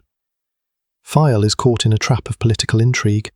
The wise ones use her to spy on Savannah, while Savannah uses her as a trophy. It is a precarious existence where a single misstep could mean death or worse. As File feigns humility, she notices something unsettling. The wise ones, including Summarin and the fiery-tempered Jasane, are distracted. They stare toward the north and west, transfixed by something invisible to ordinary eyes. They sense channeling. This moment creates a spike of desperate hope and terrified anxiety within File. If they sense the one power, it could mean Aes Sedai, or it could mean Perrin Aybara has finally come for her. But for a prisoner of war, a rescue attempt is as dangerous as the captivity itself. If a battle breaks out, the Gai'Shane are merely obstacles in the crossfire. File is dismissed with a blow, a reminder of her station, and she retreats into the anonymity of the camp. Her mind races with plans of escape. She is a soldier's daughter, and she knows that waiting for Perrin is not an option. She must free herself before the inevitable clash of armies destroys them all. As she navigates the ruins of the city, now repurposed as a holding pen for thousands of captives, Fale encounters Chiad. This meeting highlights the tragic divide between the Wetlander prisoners and the Aiel Gai'Shane. Chiad, a maiden of the spear captured and clad in white, refuses to aid in a full escape. She is bound by the rigid structures of Giotto. To Chiad, honour dictates she serve her year and a day. To run away would be to abandon her identity and shame herself. Fale, pragmatic and desperate, cannot understand this adherence to rules that the Shaido themselves seem to be breaking. It is a clash of worldviews, the fluid survivalism of the wetlands versus the granite-hard honour of the waste. The danger of File's situation escalates physically when she is cornered by a drunken Shaido warrior named Nadrik. This scene serves to illustrate the utter breakdown of discipline within the Shaido ranks. In the true Aiel way, a Gai'Shane is untouchable, a non-combatant, forbidden from violence and protected from it. But Nadrik, fueled by looted wine and arrogance, sees only a helpless woman. He seizes her, and File's terrifying helplessness is palpable. She fights, biting and kicking, but she is physically outmatched. Salvation comes from an unlikely source, Rolan, one of the Meridine, the brotherless. These are Aiel men who have abandoned their clans because they could not accept Rand al'Thor as the Karakan, yet they have not joined the bleakness of the town in the Blight. They are outcasts, mercenaries for the Shaido, and Rolan is the very man who captured File. Rolan intervenes, not out of kindness, but out of a twisted sense of ownership. He claims he never gave File to Savannah, therefore she is still his. He rescues her from Nadrik, but his presence is a complicated layer of threat and protection. He is fascinated by her fire, her strength. He wants to make her laugh. Here, File makes a cold, calculated decision. She realises that Roland's infatuation is a tool. If she plays the part, flirting, softening her edges, she might gain a protector or a blind spot she can exploit. It is a survival strategy that sickens her, forcing her to weaponize her femininity in a way that feels like a betrayal of her love for Perrin. Yet she knows it is necessary. File continues her duties, joining Queen Aleandra at the washing tables. The tragedy of their situation is underscored by their conversation. They are a queen and a lady, yet they find themselves worrying about laundry stains and the displeasure of their mistress. The mask of the servant is beginning to stick to their faces. They fear that if they play the Gai'Shane too long, they will forget how to be anything else. This is the insidious nature of their captivity. It attacks their sense of self-worth, eroding their identities day by day. The tension rises with the arrival of Galina Casban. The Black Arger Aes Sedai, stripped of her power and forced into servitude by the Wise One Tharava, is a creature of pure venom and fear. Galina is terrified because Maegdin, one of File's group, has been seen near Tharava's tent. Galina's blackmail of File is the third trap. She demands they steal for her, or she will reveal File's true identity to Savannah. However, the dynamic shifts when Aravine, a calm and capable fellow prisoner, confronts Galina. Aravine, whom we later learn was a noblewoman, displays a shocking amount of courage, verbally slapping down the former Aes Sedai. This moment leads to a revelation. Aravine leads File to a wagon to show her the grim reality of failed hope. Lucille and Arella, two of File's people who had escaped days prior, have been recaptured. They lie bound and beaten, a brutal message to anyone planning to run. In the shadow of this despair, Aravine swears fealty to File. She has deduced who File really is. This is a pivotal moment of leadership for File. Even in rags, even in the mud, she commands loyalty. She accepts Aravine's oath, expanding her small circle of conspirators, but the weight of responsibility grows heavier. She is not just trying to save herself, she is responsible for Aleandra, Maiden, and now Aravine. File is then summoned to Savannah's tent, the epicenter of the Shaido leadership. The tent is a display of opulence, filled with stolen carpets and gold, heated against the winter chill. Here the ideological battle for the soul of the Shaido is being fought between Savannah and Tharava. Tharava, the voice of traditional pragmatism, urges them to flee east to the mountains, sensing the danger approaching. Savannah, blinded by vanity and her obsession with conquering Rand al'Thor, refuses to move. She believes her own propaganda, thinking the Shaido are invincible. The trap snaps shut on File during this confrontation. Savannah produces a knife, the very knife File had stolen and hidden for her escape. Galena has betrayed her. The Aes Sedai, desperate to save her own skin, gave up the weapon to curry favour. The consequences are immediate and brutal. As punishment for hiding a weapon, File is condemned to spend the night bound and naked in the snow. The scene of File's punishment is harrowing. It is not just the physical torture of the freezing cold that assaults her, but the intent to humiliate. She is trussed up like an animal, her ankles tied to her elbows behind her back, left exposed to the elements and the eyes of the camp. The pain is excruciating, her muscles screaming in agony as the cold seeps into her bones. But the chapter ends with a strange, discordant note of grace. Roland returns. He brings braziers of hot coals, sliding them beneath the table where File is bound, providing life-saving warmth. He does not untie her. He cannot defy Savannah's order so openly, but he massages the cramps from her frozen limbs. There is a bizarre intimacy to this moment. The man who captured her, the man who represents her loss of freedom, is also the only thing keeping her from freezing to death.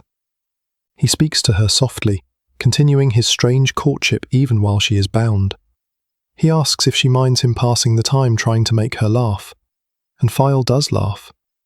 It is not a laugh of joy. It is a complex, jagged sound born of hysteria, relief, and a terrifying realization of the absurdity of her existence. She is caught in a web of traps, between the Shaido and the Wise Ones, between honor and survival, between the freezing cold and the fire of her own determination. As the warmth floods back into her limbs, her laughter signifies a breaking point, but also a hardening of her resolve. She is still alive, and as long as she is alive, the trap has not yet killed her. Chapter 10. A Blazing Beacon. The weight of a crown is heavy, but the weight of appearances can be absolutely crushing, especially when one is pregnant, exhausted, and desperately trying to knit a fractured kingdom back together. We find Elayne Trakand in the early morning chill of House Matherin, not as a conqueror, but as a woman being buttoned into her riding dress by a maid named Elsie, who is far more accustomed to kneading dough than handling the delicate fastenings of high nobility. There is a profound psychological duality at play here. To the world, Elayne must be the daughter heir, the Aes Sedai, a figure of unshakable confidence and strength. She packs away her blue silk gown, the costume of diplomacy, and dons the riding gear that speaks of haste and martial necessity. Yet, internally, she is fighting the visceral reality of her pregnancy, the erratic sleep, the tenderness, the swinging pendulum of her moods. She is a woman occupying two spaces at once, the fragile human mother-to-be and the immutable symbol of the Lion Throne. The atmosphere in the manor is thick with a rustic, superstitious awe. When Elayne prepares to leave, a moment of genuine horror pierces the mundane routine. The maid, Elsie, freezes, paralysed by a scream that rips from her throat. She claims to see the ghost of Lady Nellin, a long-dead matriarch of the house known for her fury. Elayne, momentarily terrified that the Black Arger or assassins have found her, is relieved to find only an empty hallway. She dismisses the girl's vision as nonsense, asserting that the dead cannot harm the living. However, we must pause to consider the darker implication here. Throughout these latter days of the Third Age, the barriers between worlds are thinning. The pattern itself is fraying. Whether Elsie is simply a nervous girl, or whether she truly saw a shade of the past is left ambiguous. But it serves as a chilling reminder that the stability of reality is crumbling just as much as the political stability of Andor. Descending to the entry hall, Elayne meets Aviendha. The dynamic between these two is one of the most complex and beautifully realised relationships in the saga. They are first sisters, bound by a weave of the One Power, and they share a love for Rand al'Thor. There is a tender, almost telepathic intimacy between them. Aviendha, the fierce Aiel warrior, has taken on the role of protector, fussing over Elayne's diet and sleep with a mother hen's intensity that Elayne finds both comforting and maddening.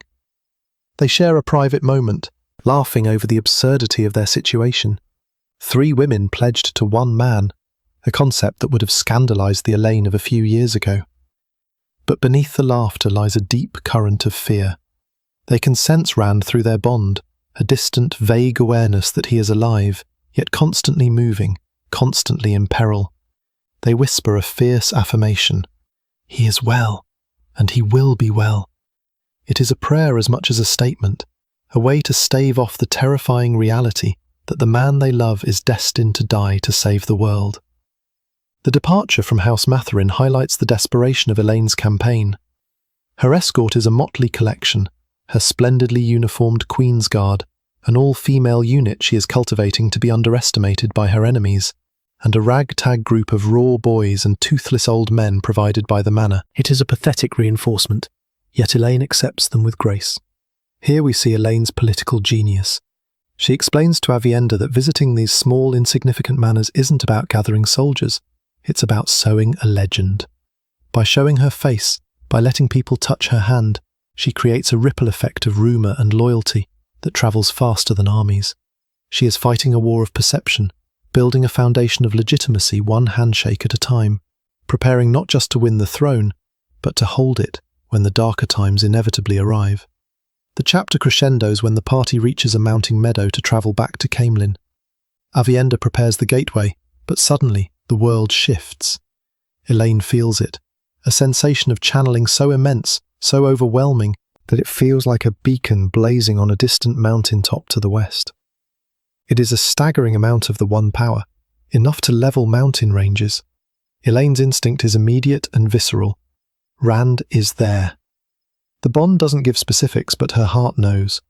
She wants to rush to him, to throw herself into the fire to help him. This is the lover speaking, the woman who carries his child. But Aviendha stops her. And this is a pivotal moment for Aviendha's character arc. She is no longer just a maiden of the spear who rushes into battle. She is becoming a wise one. She invokes the testing of the rings in Ruidian, the ter'angreal that shows a woman her possible lives. She recalls the glimmers of warning, the knowledge that acting blindly leads to disaster. She argues that rushing to Rand now, when he is wielding such titanic forces we know involve the cleansing of Saidin or a battle of apocalyptic proportions, would likely distract him or get them killed. It is an agonizing decision. Elayne must choose her duty to her unborn child and her kingdom over her heart's desire to save her love. The discipline of the queen overrides the impulse of the lover. With a heavy heart, acknowledging that she must leave Rand to fight his own battles while she fights hers, she steps through the gateway toward Caemlyn. Chapter 11. Talk of Debts. The transition from the pristine, snowy silence of the mountains to the Queen's stableyard in Caemlyn is abrupt. The gateway opens, and the realities of urban command immediately descend upon Elayne. The stableyard is a hive of activity, but the most pressing issue is the woman waiting for her, Birgitte Silverbow. The bond between Elayne and her warder, Birgitte, offers a fascinating look into the metaphysics of the Wheel of Time. Birgitte is not just physically present, she is physically mirroring Elayne's pregnancy symptoms. The warder bond, usually holding a stoic warrior to an Aes Sedai, here acts as a conduit for morning sickness and exhaustion. Birgitte stands there with a headache and a sour stomach, the phantom echoes of Elayne's own condition. It creates a unique empathy between them. Birgitte cannot be fooled by Elayne's Aes Sedai face because she feels the biological truth of Elayne's fatigue. The situation in Caemlyn is grim. Elayne receives the report, Dialin has not returned. The numbers are terrifyingly simple. In the game of houses, you need 10 to secure the throne. Aramilla, Elayne's rival, has managed to unite competitors Nian and Elenia behind her, giving her control of 6 high houses. Elayne holds only 2, her own house Trakand and Dialin's house Taravin. The math is bleak. She is outnumbered, outmaneuvered, and running out of time. But there is a more immediate tension in the palace, a vibration in the air that has nothing to do with politics. The massive channeling event, the beacon Elayne felt in the mountains, has sent shockwaves across the continent. In the palace, the reaction is one of primal fear.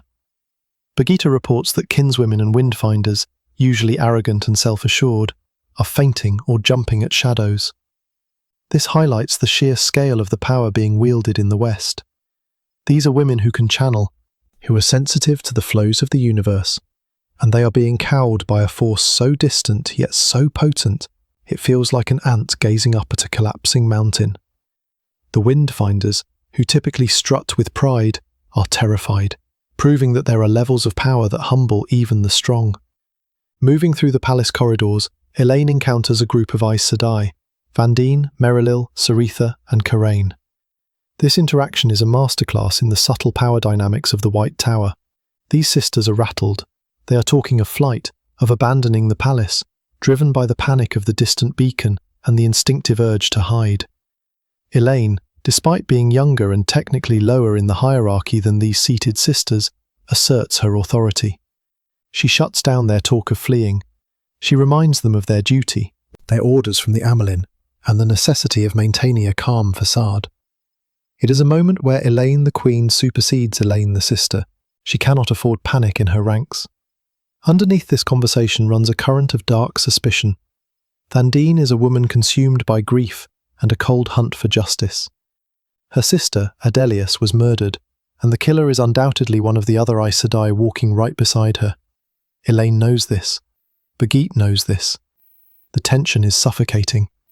We are watching a murderer walk freely among her potential victims, hiding behind the oaths and the ageless face of a sister. The psychological strain on Vandene, who wears her dead sister's clothes and refuses to let the investigation die, is palpable. It is a claustrophobic subplot of betrayal nested within the larger war. The atmosphere shifts again with the arrival of Captain Doylan Mellar.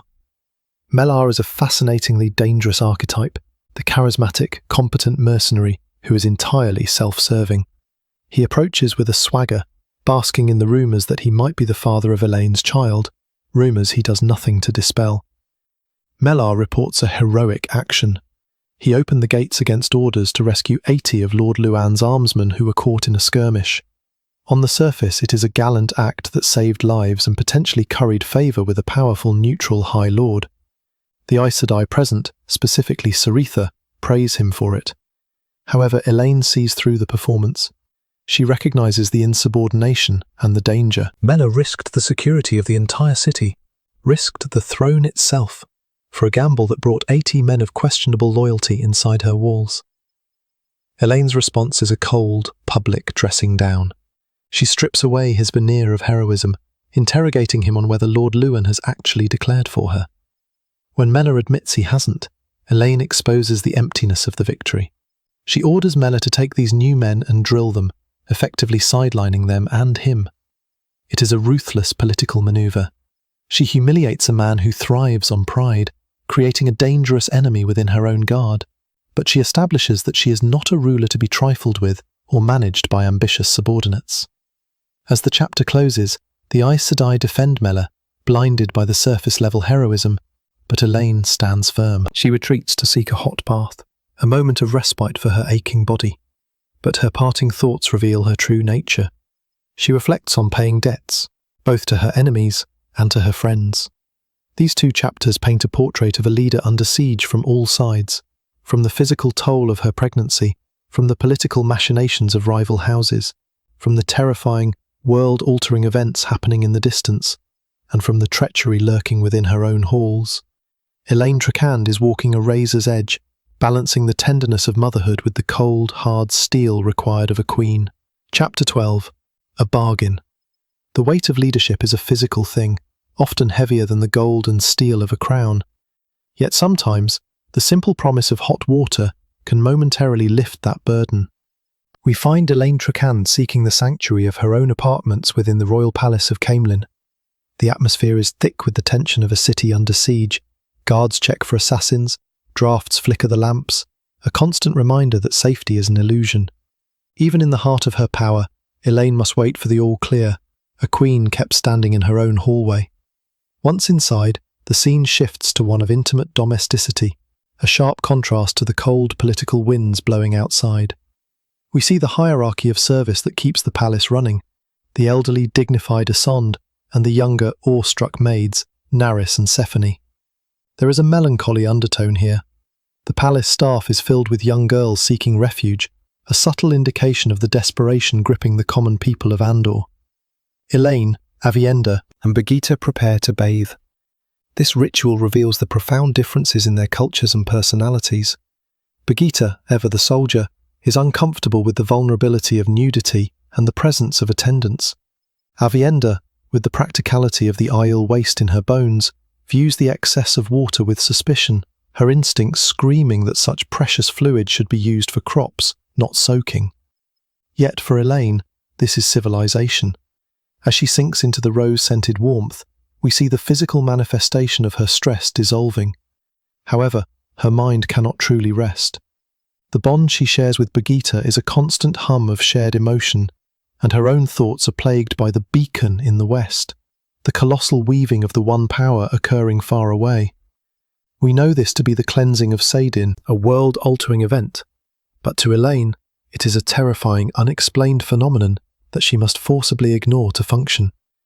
It is a testament to her mental discipline that she can compartmentalize a cataclysm to focus on the immediate politics of Caemlyn. The conversation in the bath turns to logistics and rumours. We learn of the lifeline keeping Caemlyn alive, gateways woven by the seafolk windfinders, bringing food from Tyr and Ilion. It highlights how the One Power has shifted the nature of warfare. Sieges are meaningless when supply lines can bypass walls entirely. Elayne's thoughts drift to her brothers Gawyn and Galad, and the tangled web of loyalties that binds them. She fears for Gawyn, caught between his love for Egwene and his duty to the White Tower, and wonders about Galad, the man who does right regardless of the cost. It is a moment of vulnerability, reminding us that beneath the manoeuvring of the daughter heir lies a sister worrying about her fractured family. The peace is shattered by the intrusion of Zyda din Pared, a wave mistress of the Atha-an Mir. The seafolk pay little heed to land-bound customs of privacy. Zyda enters with the arrogance of command, flanked by her windfinders. The cultural friction is palpable. Elayne is naked and vulnerable, yet she must muster the dignity of a queen. Zyda delivers a double blow. Nesta din Reyes, the mistress of the ships, is dead, and the seafolk intend to depart immediately to choose a successor. This is a catastrophe for Elayne. The bargain she struck with the seafolk, Aes Sedai teachers in exchange for the use of the Bowl of the Winds and logistical support, is being called in. Zyda demands the teachers now. If the Windfinders leave, Caemlyn's food supply is cut off, and the city falls. What follows is a masterclass in high-stakes negotiation, played out in a chilly sitting room while Elayne is barely dressed.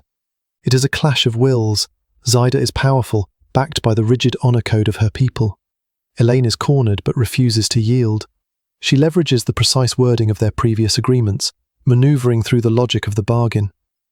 Elayne realises she must offer something tangible, something that appeals to the sea folk's desire for influence and trade. She takes a calculated risk, offering a square mile of sovereign Andoran land on the river Erenin to the Atha-an Mir, tax-free for entry, but subject to duties for goods entering Andor. It is a high price. Ceding territory is anathema to a ruler, but it secures the survival of her capital. The bargain is struck. Zyda agrees to leave a handful of windfinders, just enough to keep the gateways open. It is a victory, but a weary one.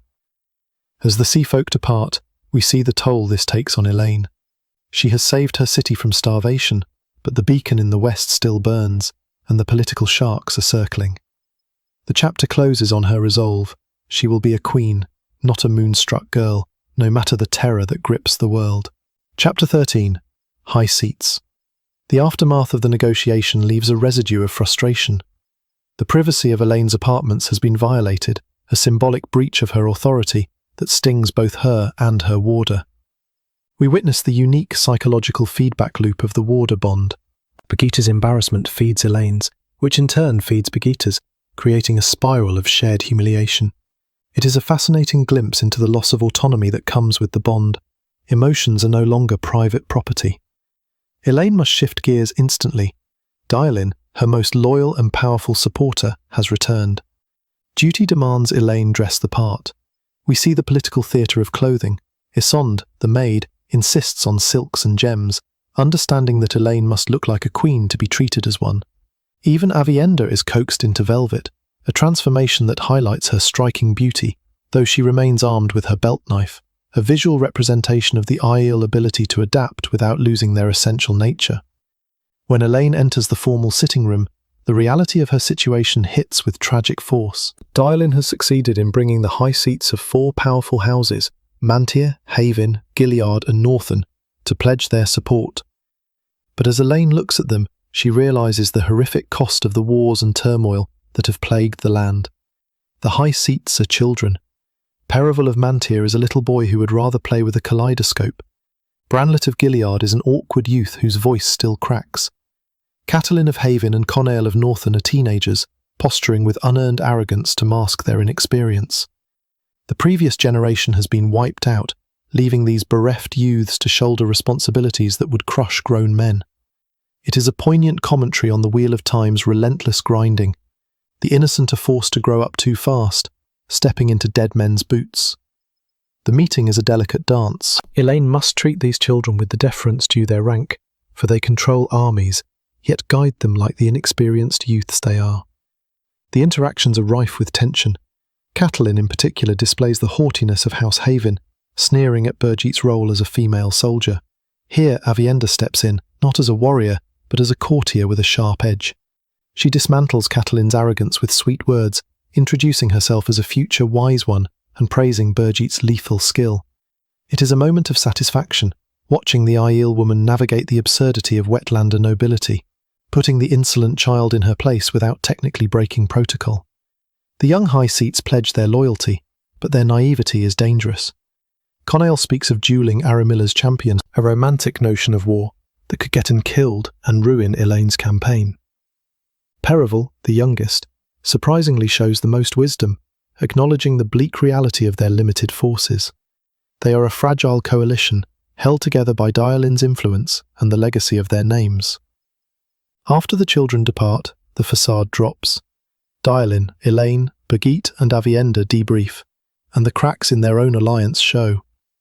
Dyelin is sceptical of the cover story regarding the kin, posing as Aes Sedai, and critical of the young high seats.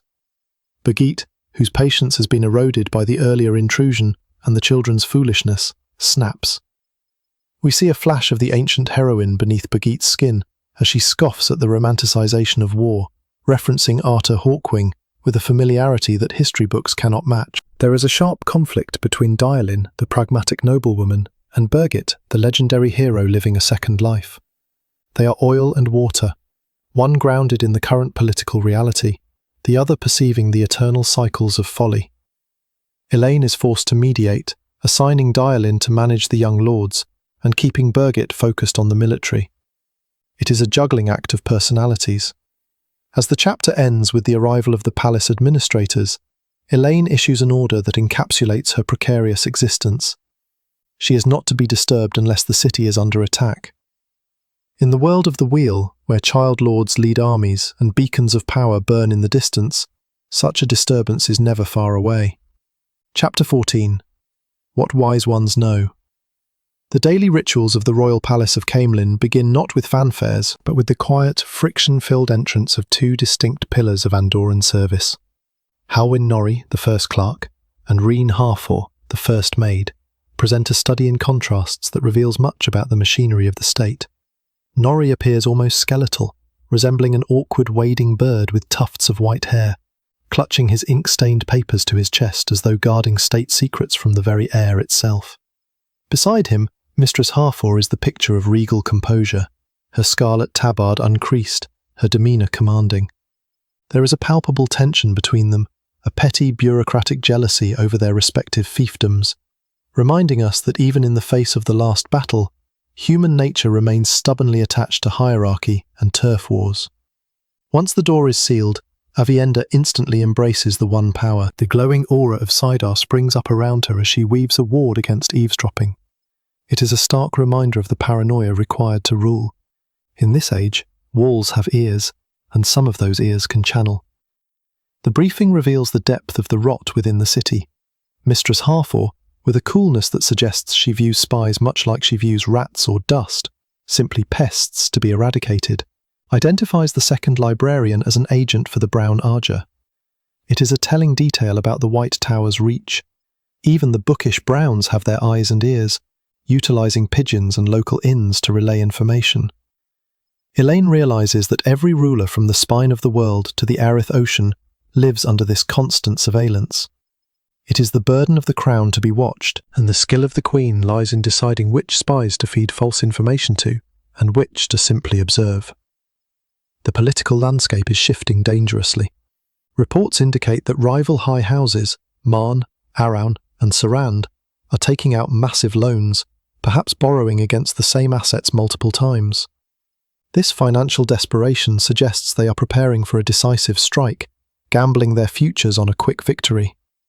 Meanwhile, the city is plagued by arson, tactical fires set to drag the city guard away from food warehouses. It is a campaign of attrition and distraction, designed to weaken the city from within before the siege truly tightens. Inside the room, the mood is one of controlled anxiety. A map is spread out, weighted down by wine cups, serving as the focal point for their strategy. They track the movement of the Borderlander army, a force Elayne has subtly manipulated into moving toward Mirandi, and the ambiguous movements of the uncommitted high seats, Pelivar, Arathel, and Caemlyn.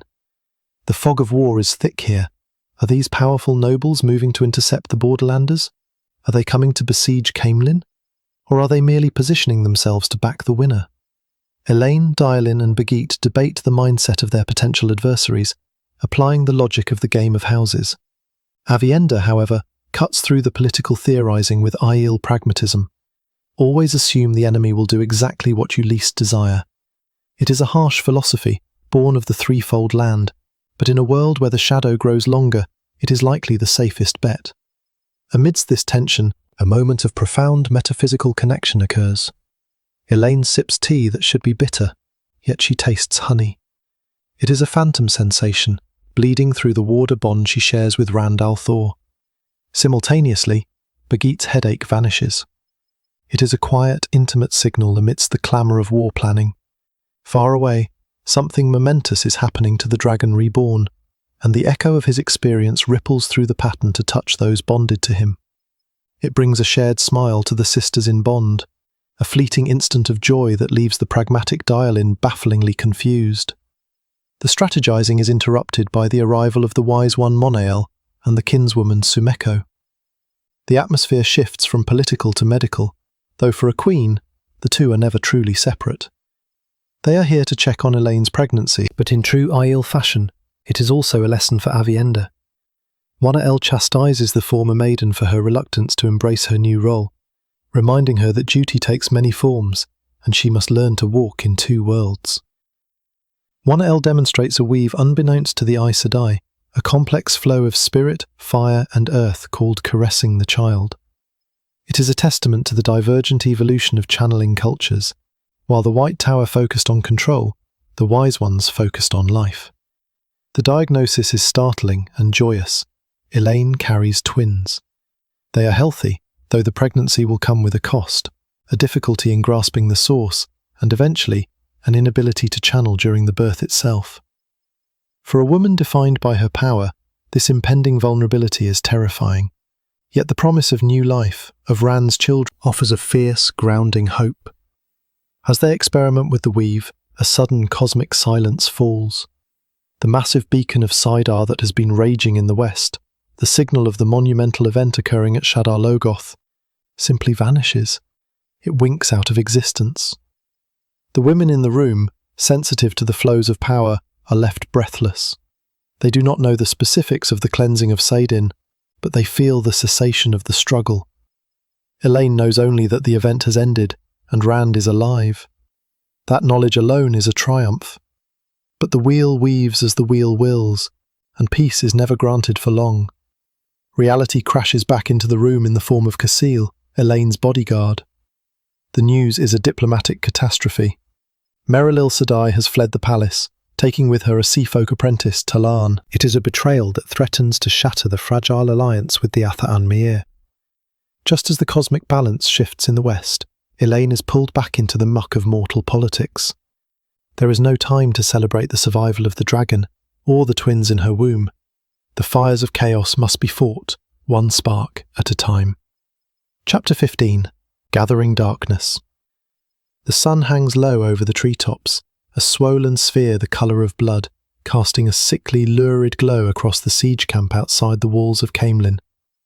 It is a sprawling, chaotic city of canvas and misery, a patchwork of tents and wagons mired in slush that has been trampled by thousands of boots and hooves. This is the reality of war, far removed from the songs of bards. It is the smell of boiling beef that turns the stomach, the bite of a freezing wind that ignores the cost of fine furs, and the relentless, bone-deep cold of an Andorran winter. Here we find Elayne Trakand, a woman whose ambition burns hotter than any campfire in this desolate expanse.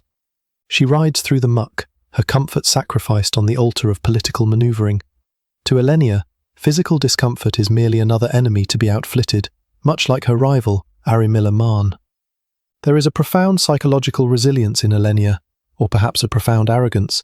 She views the soldiers, the levies, and the commoners around her as bricks in a tower. She understands a fundamental truth of power, that the High Lords stand only because the low support them. Yet, her disdain for the unwashed louts she smiles at reveals the hollowness of her charm. She plays the part of the gracious noblewoman, nodding to the rabble, building a foundation of perceived loyalty, all while secretly despising the very people she intends to rule. Her internal monologue offers a scathing critique of her current leader. She views Arimilla as a pea-brained ninny, a woman who uses uncertainty as a weapon, not out of cunning, but out of a lack of true leadership. Elayne believes herself the superior intellect, the inevitable queen. It is the classic hubris of the game of houses. She believes she is the player moving the pieces, failing to see the larger, darker hands moving her. She looks toward the royal palace, imagining Elayne Trakand, the young chit, warm and comfortable. The rumour mill is churning, speaking of Elayne's pregnancy and the presence of Aes Sedai. Elayne dismisses the wilder tales, like sea folk walking through air, but she recognises the White Tower's pragmatic hand. She is certain that whoever wins the Lion Throne will eventually find the Aes Sedai claiming they supported her all along. As she navigates the camp, the narrative shifts from observation to confrontation. Elayne spots Nyan Aron, another high seat, also trapped in Arimilla's web. Nyan is a woman of ice and sharp edges, but the stress of their captivity has begun to crack her porcelain exterior. When they meet, away from the prying ears of the campfires, the desperation is palpable. Nyan is terrified. She has seen the consequences of defying Arimilla, specifically the attentions of a torturer, a Tarabonna who uses cords to inflict pain. Here, Elayne strikes. She sees Nyan's fear not as a tragedy, but as a lever. It is a moment of pure Machiavellian calculation. Nyan begs to be part of Elayne's escape plans, offering to pledge House Aran to Sarand. But a verbal pledge is wind. Elayne demands iron. She coerces Nyan into agreeing to write a letter, signed, sealed, and undeniable, repudiating her support for Arimilla and swearing fealty to Elayne. It is a brilliant, vicious trap. Such a letter would be Nyan's destruction if published, ensuring her absolute obedience. Nyan, broken by the fear of physical torture, agrees to the political suicide of the letter. Elayne rides away, her spirits lifted by the successful extortion. She is already counting the houses that will flock to her, already mentally arranging accidents for those who stand in her way. But the scene descends from cold calculation to farce with the arrival of Nasyn Cairn. The high seat of House Caemlyn is senile, his mind ravaged by age and madness, adorned with twigs in his hair like a tragic jester. He accosts Elayne, confusing her for a lover, then threatening her husband Jared. It is a grotesque display, highlighting the instability of the forces besieging Caemlyn. Aramilla arrives to defuse the situation, and we see the banality of her evil. She is not a grand villain, but a petty, self-absorbed woman who treats people like pets. To distract the mad Nassin, she essentially feeds her own maid to him, sending the young woman to his tent to warm him. It is a casual act of cruelty that disgusts even Elayne. The power dynamic here is nauseating. The maid has no voice, no choice, forced to endure the lecherous grasp of a madman at her mistress's whim. Then, the final irony of the afternoon strikes. Aramilla, oblivious to the plotting occurring right under her nose, commands that Elayne and Nian share a tent due to overcrowding. Elayne is momentarily paralysed with terror, thinking her treason has been discovered, only to realise it is just Aramilla's stupidity at work. The woman has inadvertently placed the two conspirators in the perfect position to finalise their betrayal. The narrative then leaves the muddy squalor of the siege camp and moves into the city of Caemlyn itself. The atmosphere shifts from the grey misery of the camp to the sharp, black danger of the urban night. The wind here cuts deep, and the darkness is a cloak for predators. Enter David Hanlon. To the world, he is a captain of the guard. To the shadow, he is a dark friend, a mercenary of conscience. He walks the new city with the confidence of a wolf in a sheepfold. He is being followed. The sequence that ensues is a cold demonstration of his competence. He does not panic. He leads his pursuer into a trap. With a brutal efficiency, he kills the man, a dagger beneath the breastbone, a crack of the skull against stone. There is no glory in it, only the grim mechanics of murder. He rifles through the dead man's pockets, finding nothing to identify him, and takes a few coins to make it look like a robbery. Hanlon's internal monologue reveals the paranoia that infests the ranks of the shadow. He suspects everyone, the Aes Sedai, the mysterious kin, the sea folk, and even his own masters. He knows that in the service of the Dark One, incompetence is punished with death, and success is often rewarded with more dangerous tasks. He fears the Lady Shaido, the woman who holds his leash, and suspects she might have sent the assassin herself to test him. He arrives at the dreary, imposing house of the extinct House Avahin, now a nest of vipers. The inversion of the natural order is stark here. Valion Boda, once a terrifying Aes Sedai of the Black Arger, is reduced to a drudge, a servant in a maid's dress, punished by the Forsaken for her failures. Hanlon treats her with a mix of lust and contempt, enjoying the degradation of a woman who once wielded the one power with arrogance. Yet, Valion still retains a spark of her former self. She plots with Hanlon to drug the brute Morellin, another servant of the Shadow, to buy herself some peace. It is a miserable existence, fear and loathing trapped within four walls. Hanlon is summoned upstairs to meet Shaido. The room is opulent, warmed by a fire that contrasts with the freezing night, but the centerpiece of the room is a corpse on the rug. Shaido has already killed a visitor this evening. She is a study in calm, sociopathic menace. Beautiful, elegant, and utterly devoid of empathy, she cleans her dagger while questioning Hanlon. She asks about Elayne Trakand's pregnancy, confirming the rumours Elayne dismissed earlier. She knows the father's identity, or claims to, displaying the Shadow's terrifying reach of information. Then, she issues her commands. She wants chaos. She orders Hanlon to arrange the escape of Shaunchan prisoners, specifically the Suldam and Domain, knowing they will wreak havoc. More chillingly, she asks him to burn the food warehouses of Caemlyn. She desires famine and fire to break the city's spirit. Hanlon, practical and self-preserving, pushes back on the arson, citing the impossibility of the task without exposing himself.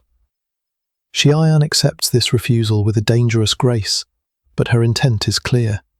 She does not care about the tactical siege. She cares about suffering.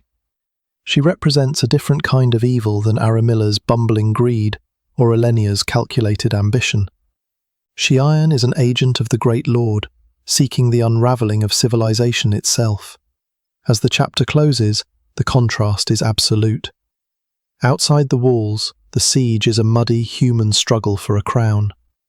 Inside the walls, in a warm, well-lit room, the Shaido plots to burn it all down, indifferent to who wears the crown, so long as the city screams. Chapter 16. The subject of negotiations. The morning sun bleeds across the horizon, casting the nearer banks of the river Elayne in shadow, while the snow-covered world glitters with a harsh, bright promise.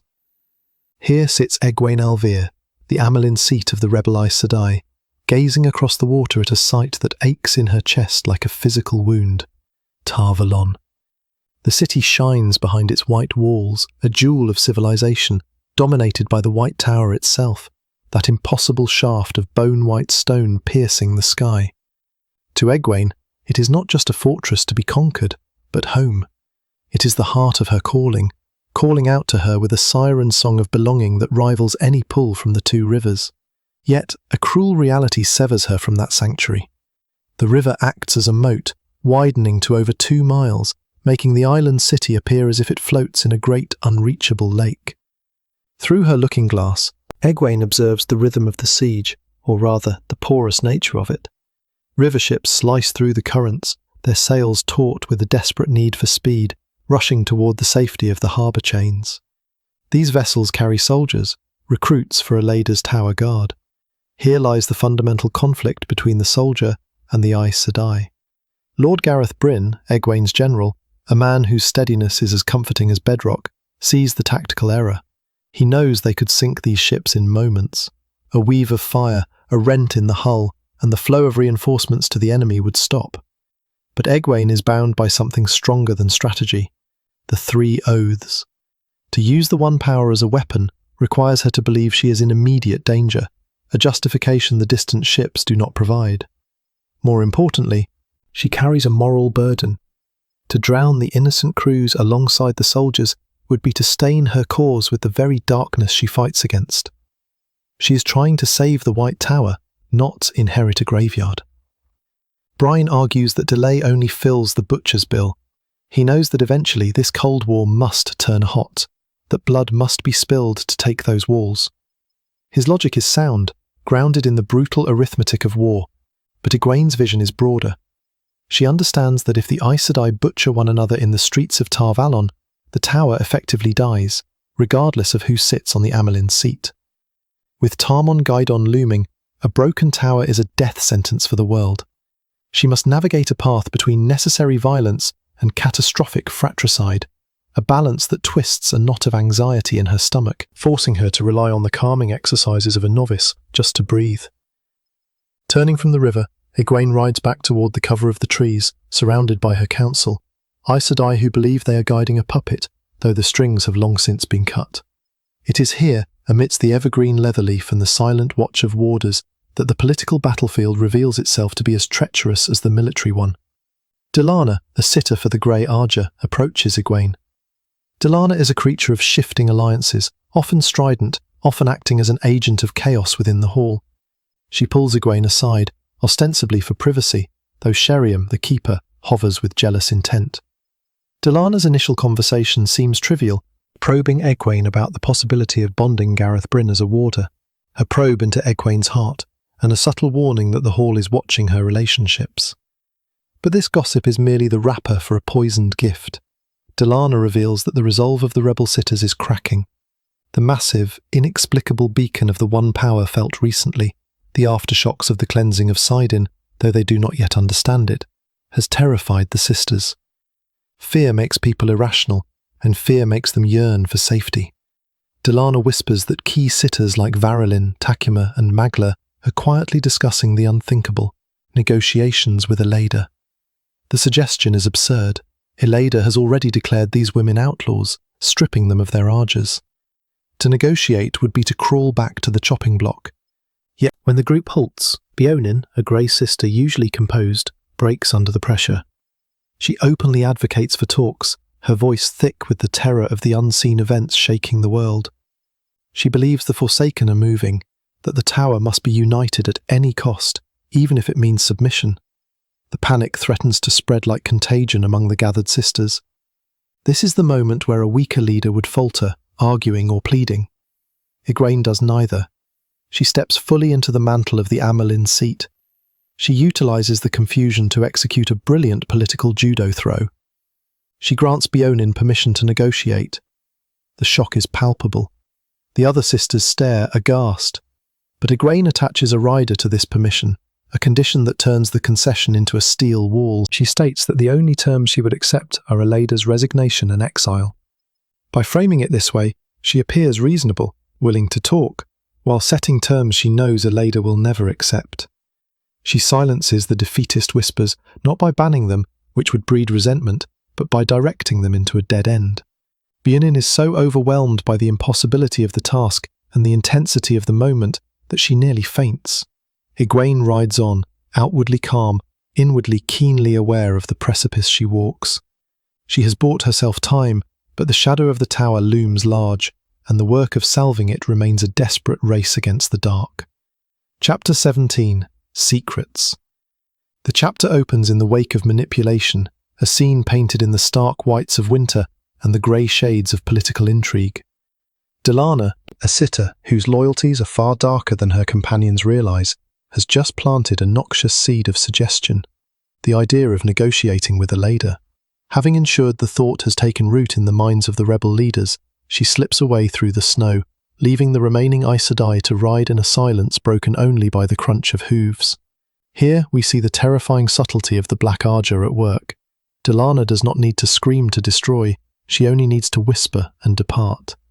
Elayne rides with her inner circle of sitters, women like Beonin, Morvrin, Carlinia and Anaya. These are the women who swore fealty to her, yet Egwene's internal monologue reveals the profound isolation of power. She trusts their oaths, but she is keenly aware of the Aes Sedai ability to twist truth into a knot that suffocates intent. Even oaths of fealty leave room for betrayal if the betrayer convinces herself it is for the greater good. This creates a psychological pressure cooker for the young Caemlyn. She is a ruler who must constantly pass the grammar of her own followers to ensure she isn't being led to the slaughter. The conversation turns to Delana's motives. The sisters dissect the situation with the precision of surgeons, yet they miss the cancer for the organs. They speculate on petty factionalism or the game of houses. They wonder if Delana seeks to cause strife between the Argers or to expose Elayne. It is a testament to the insular nature of the White Tower that these women, brilliant in their own right, look for political manoeuvring when the reality is an existential threat. They play checkers while the shadow plays three-dimensional chess. Nisao, the tiny yellow sitter, shatters the speculation with a jagged shard of pragmatism.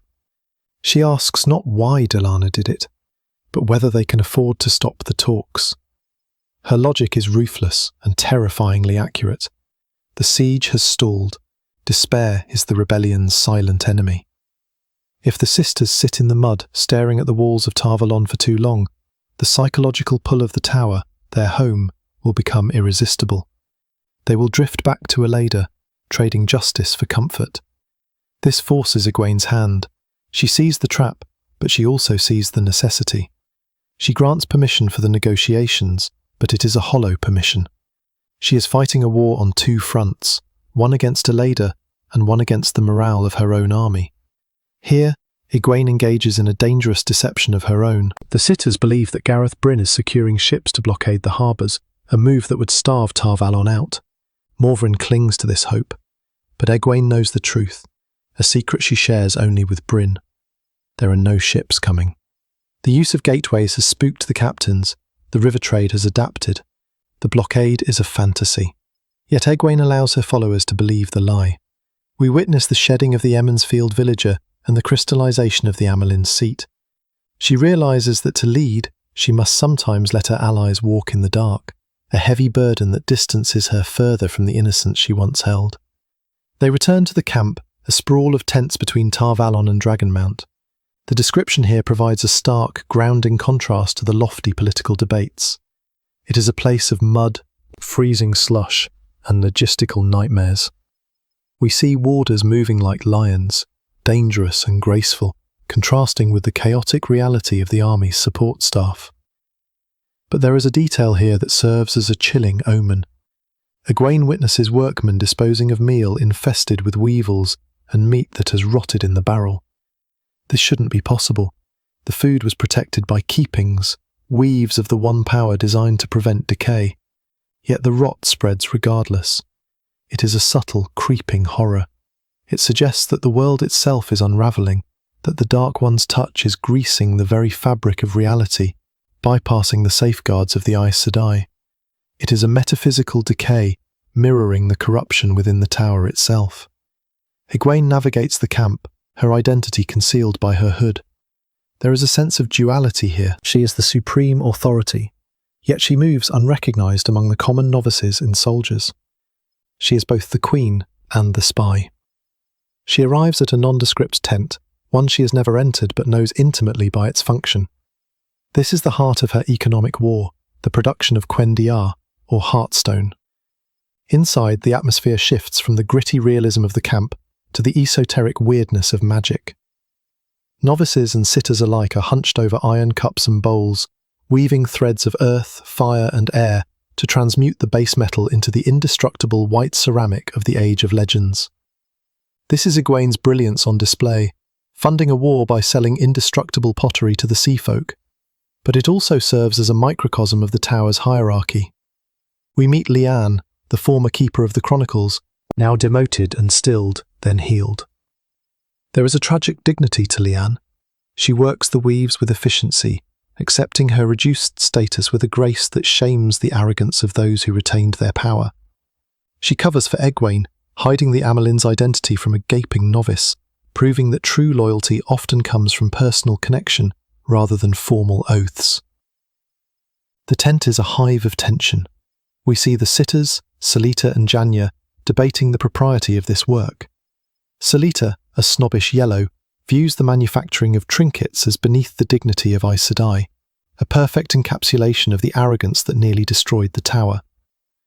Janya, a brown, is merely fascinated by the mechanics of it, but the real psychological drama plays out among the novices. We see the contrast between Sharina and Nicola.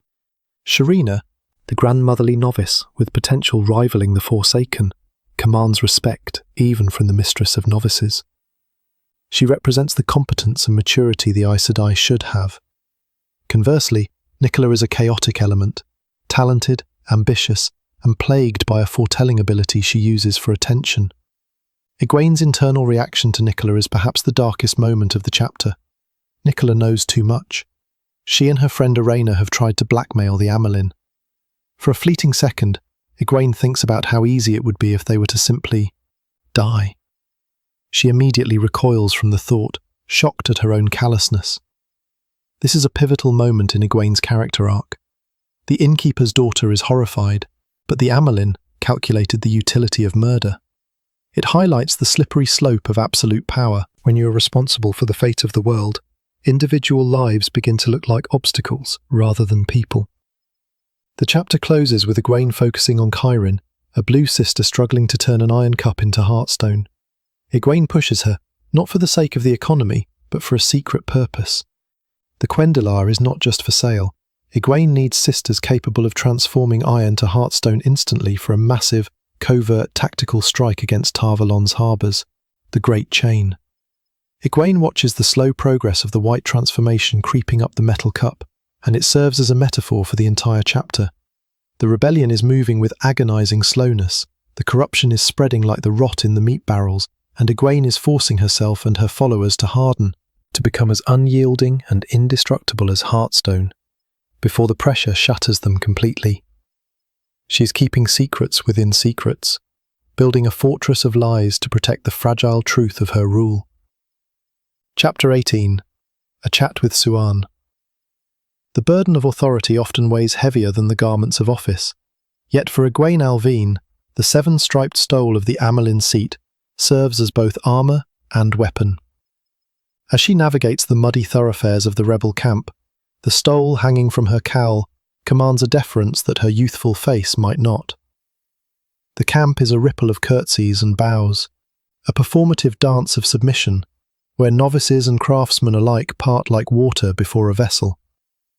Egwene has consciously cultivated a reputation for iron-handed strictness, invoking the ghost of Sarail Bagand, a legendary Amelin of terrifying discipline. It is a necessary mask. To secure the White Tower, she must first be feared, lest her own youth betray her authority. She grits her teeth behind her cowl, aware that she is cementing a legacy of hardness that might haunt the accepted for centuries to come. A sacrifice of her own persona for the stability of the Aes Sedai. The crowds dissipate near the Caemlyn study, a peaked canvas tent that serves as the heart of the rebellion. It is a place of summons, not casual visitation, isolating Elayne in a lonely orbit of command. Inside, the air is thick with the scent of dried herbs and the warmth of braziers, a stark contrast to the biting cold outside. Here, the dynamics of power shift subtly. Siuan Sanche is present, working amidst the documents. The tragedy and miracle of Siuan's existence are painted on her features. Stilled and healed, she possesses the ageless, smooth face of a young woman, perhaps even younger than Elayne, yet her eyes remain ancient, piercing awls of blue that remember holding the world in their gaze. She wears the shawl of her Aja constantly, a desperate cling to dignity to prevent being mistaken for a novice, a psychological scar of her fall from grace. Yet the tent holds another presence, one that introduces a discordant note of sensuality and hidden danger into the sterile atmosphere of work. Halima Saranoff lounges on bright cushions, a creature of stunning beauty and earthy charisma. There is a profound psychological friction here. Siuan, the embodiment of disciplined Aes Sedai tradition, loads Halima's casual insolence and her rapid intimacy with Elayne. Halima, ostensibly a secretary to Delana, acts as a soothing balm to Egwene's crippling headaches, using massage to alleviate the pain. It is a relationship built on vulnerability. Elayne, isolated by her crown, finds a rare, unburdened friendship in the countrywoman. However, the scene is thick with dramatic irony. The reader senses the predator beneath Halima's skin, the way she stretches like a cat, her temper flaring with a violence that unnerves even Siuan. When Halima departs, leaving a trail of tension, the headache behind Egwene's eyes begins to throb, a physical manifestation of the stress fracturing her mind. Left alone, the two former Amelyns, one in truth, one in training, turn to the machinery of the tower. The furniture in the tent is rickety, with chairs that threaten to collapse, a fitting metaphor for the precarious state of the rebel hall. They discuss a disturbing anomaly. Young sitters are being raised in the White Tower under Elayne, mirroring the youthful rebellion in Salidar. This synchronization suggests a puppeteer's hand, a suspicion that the Shaido is influencing the selection of leadership on both sides to sow chaos. It is a terrifying puzzle that Siuan, with her instinct for the game of houses, is tasked to solve. They sift through the intelligence reports, a patchwork of truths and obfuscations. The network of eyes and ears reveals the systemic blindness of the Arjas. Each faction sees only what it wishes to see. The Greens fret over borderlander movements, while ignoring the true threat of the Shan-Chan.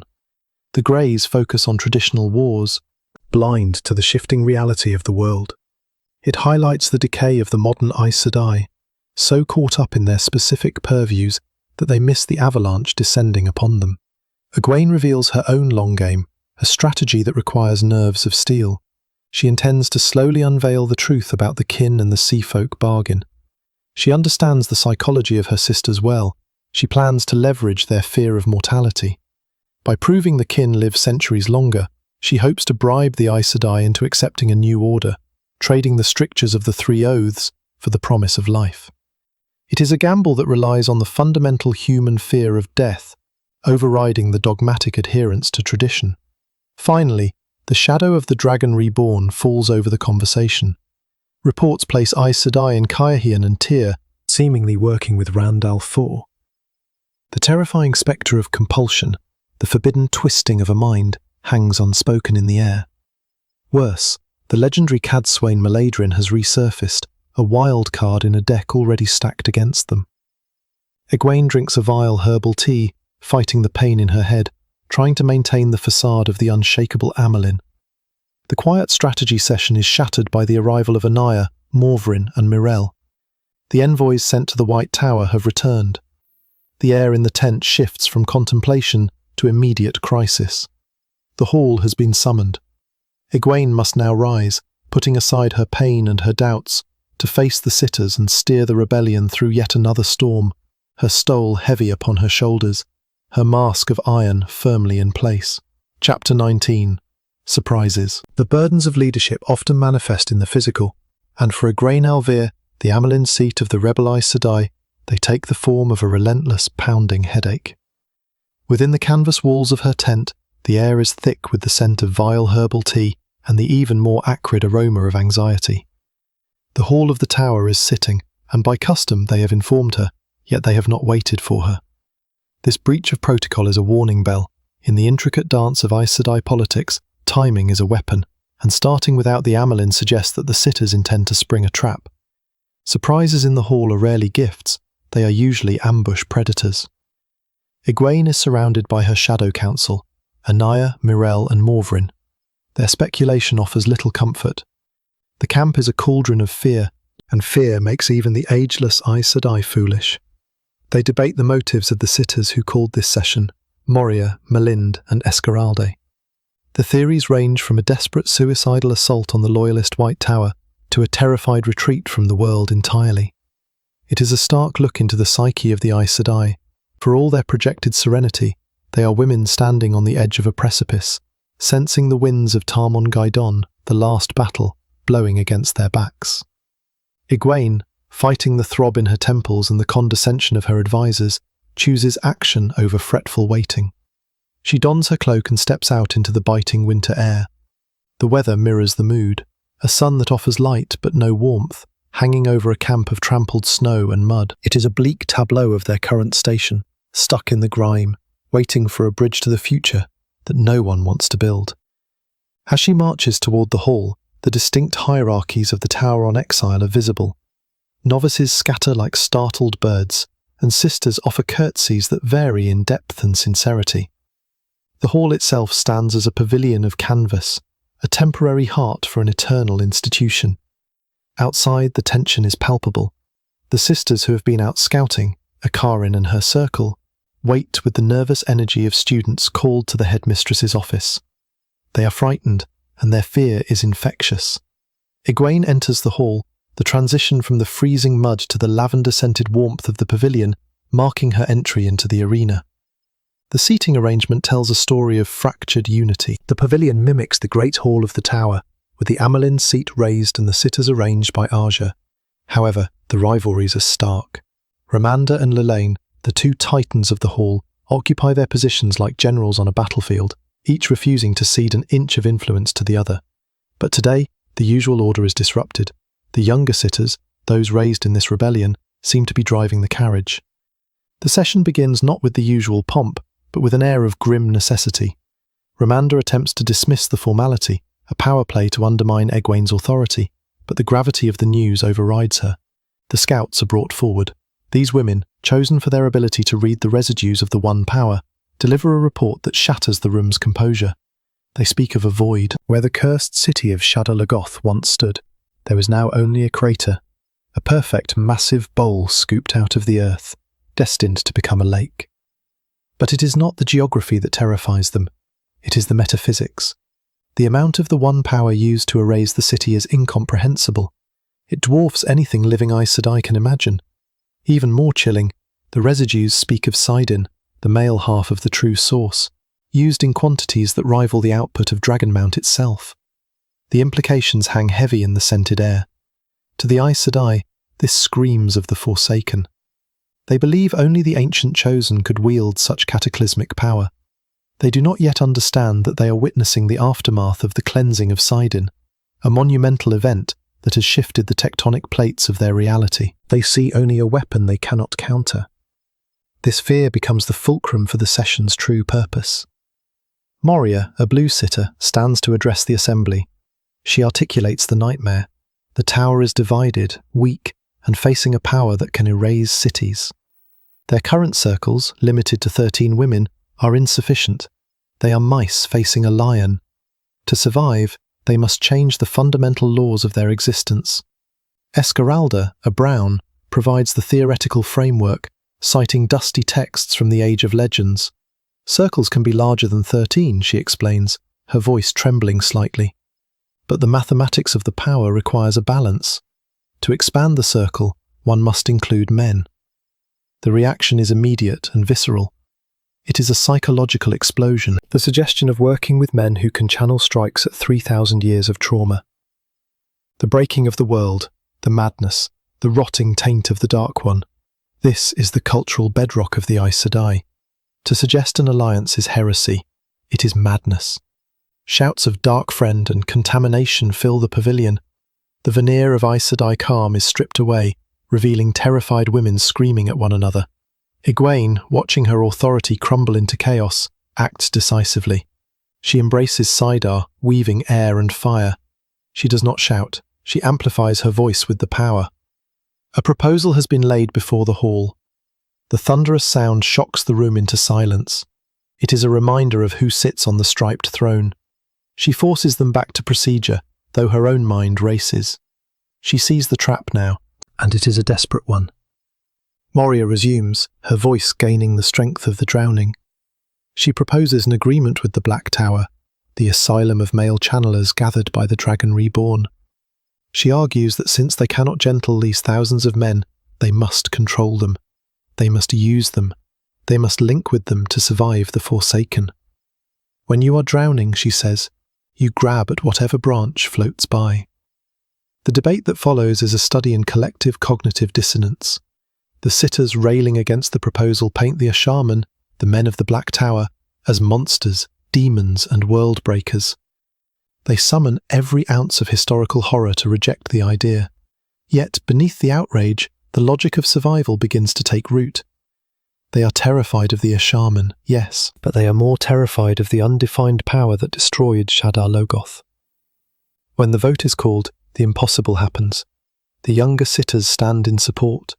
They choose the unthinkable over the inevitable. Then, the dam breaks. Ramanda, seeing the political tide turning and refusing to be left behind by the younger faction, stands. Elayne, locked in her eternal rivalry, immediately follows suit. It is a moment of pure realpolitik. They despise the idea, but they love their power more. They cannot allow a major decision to pass without their stamp on it. The lesser consensus is achieved. The rebel hall, the supposed guardians of the light, has voted to ally with the men who can channel.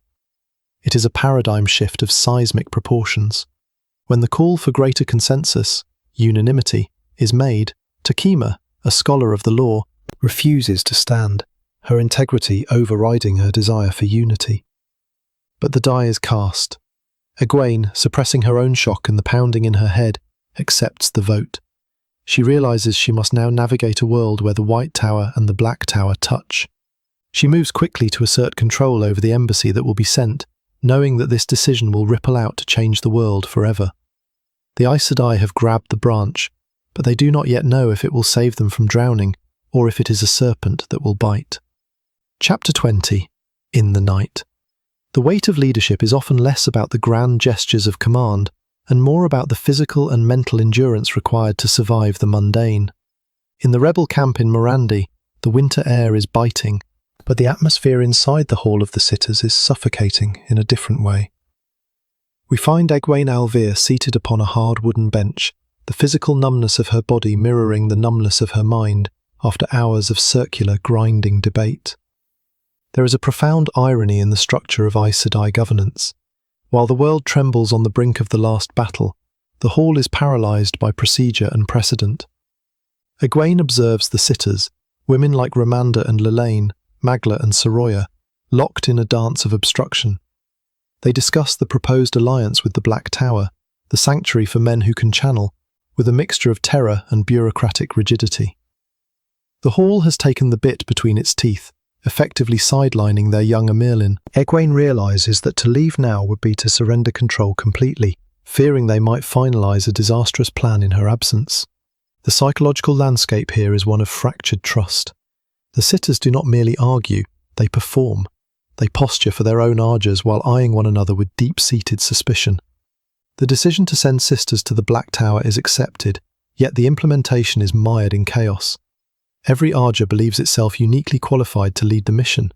The green for strategy, the brown for history, the grey for negotiation, chopping the logic so fine that nothing remains but dust. It is a study in how an institution, terrified of making a mistake, ensures that it can make no progress at all.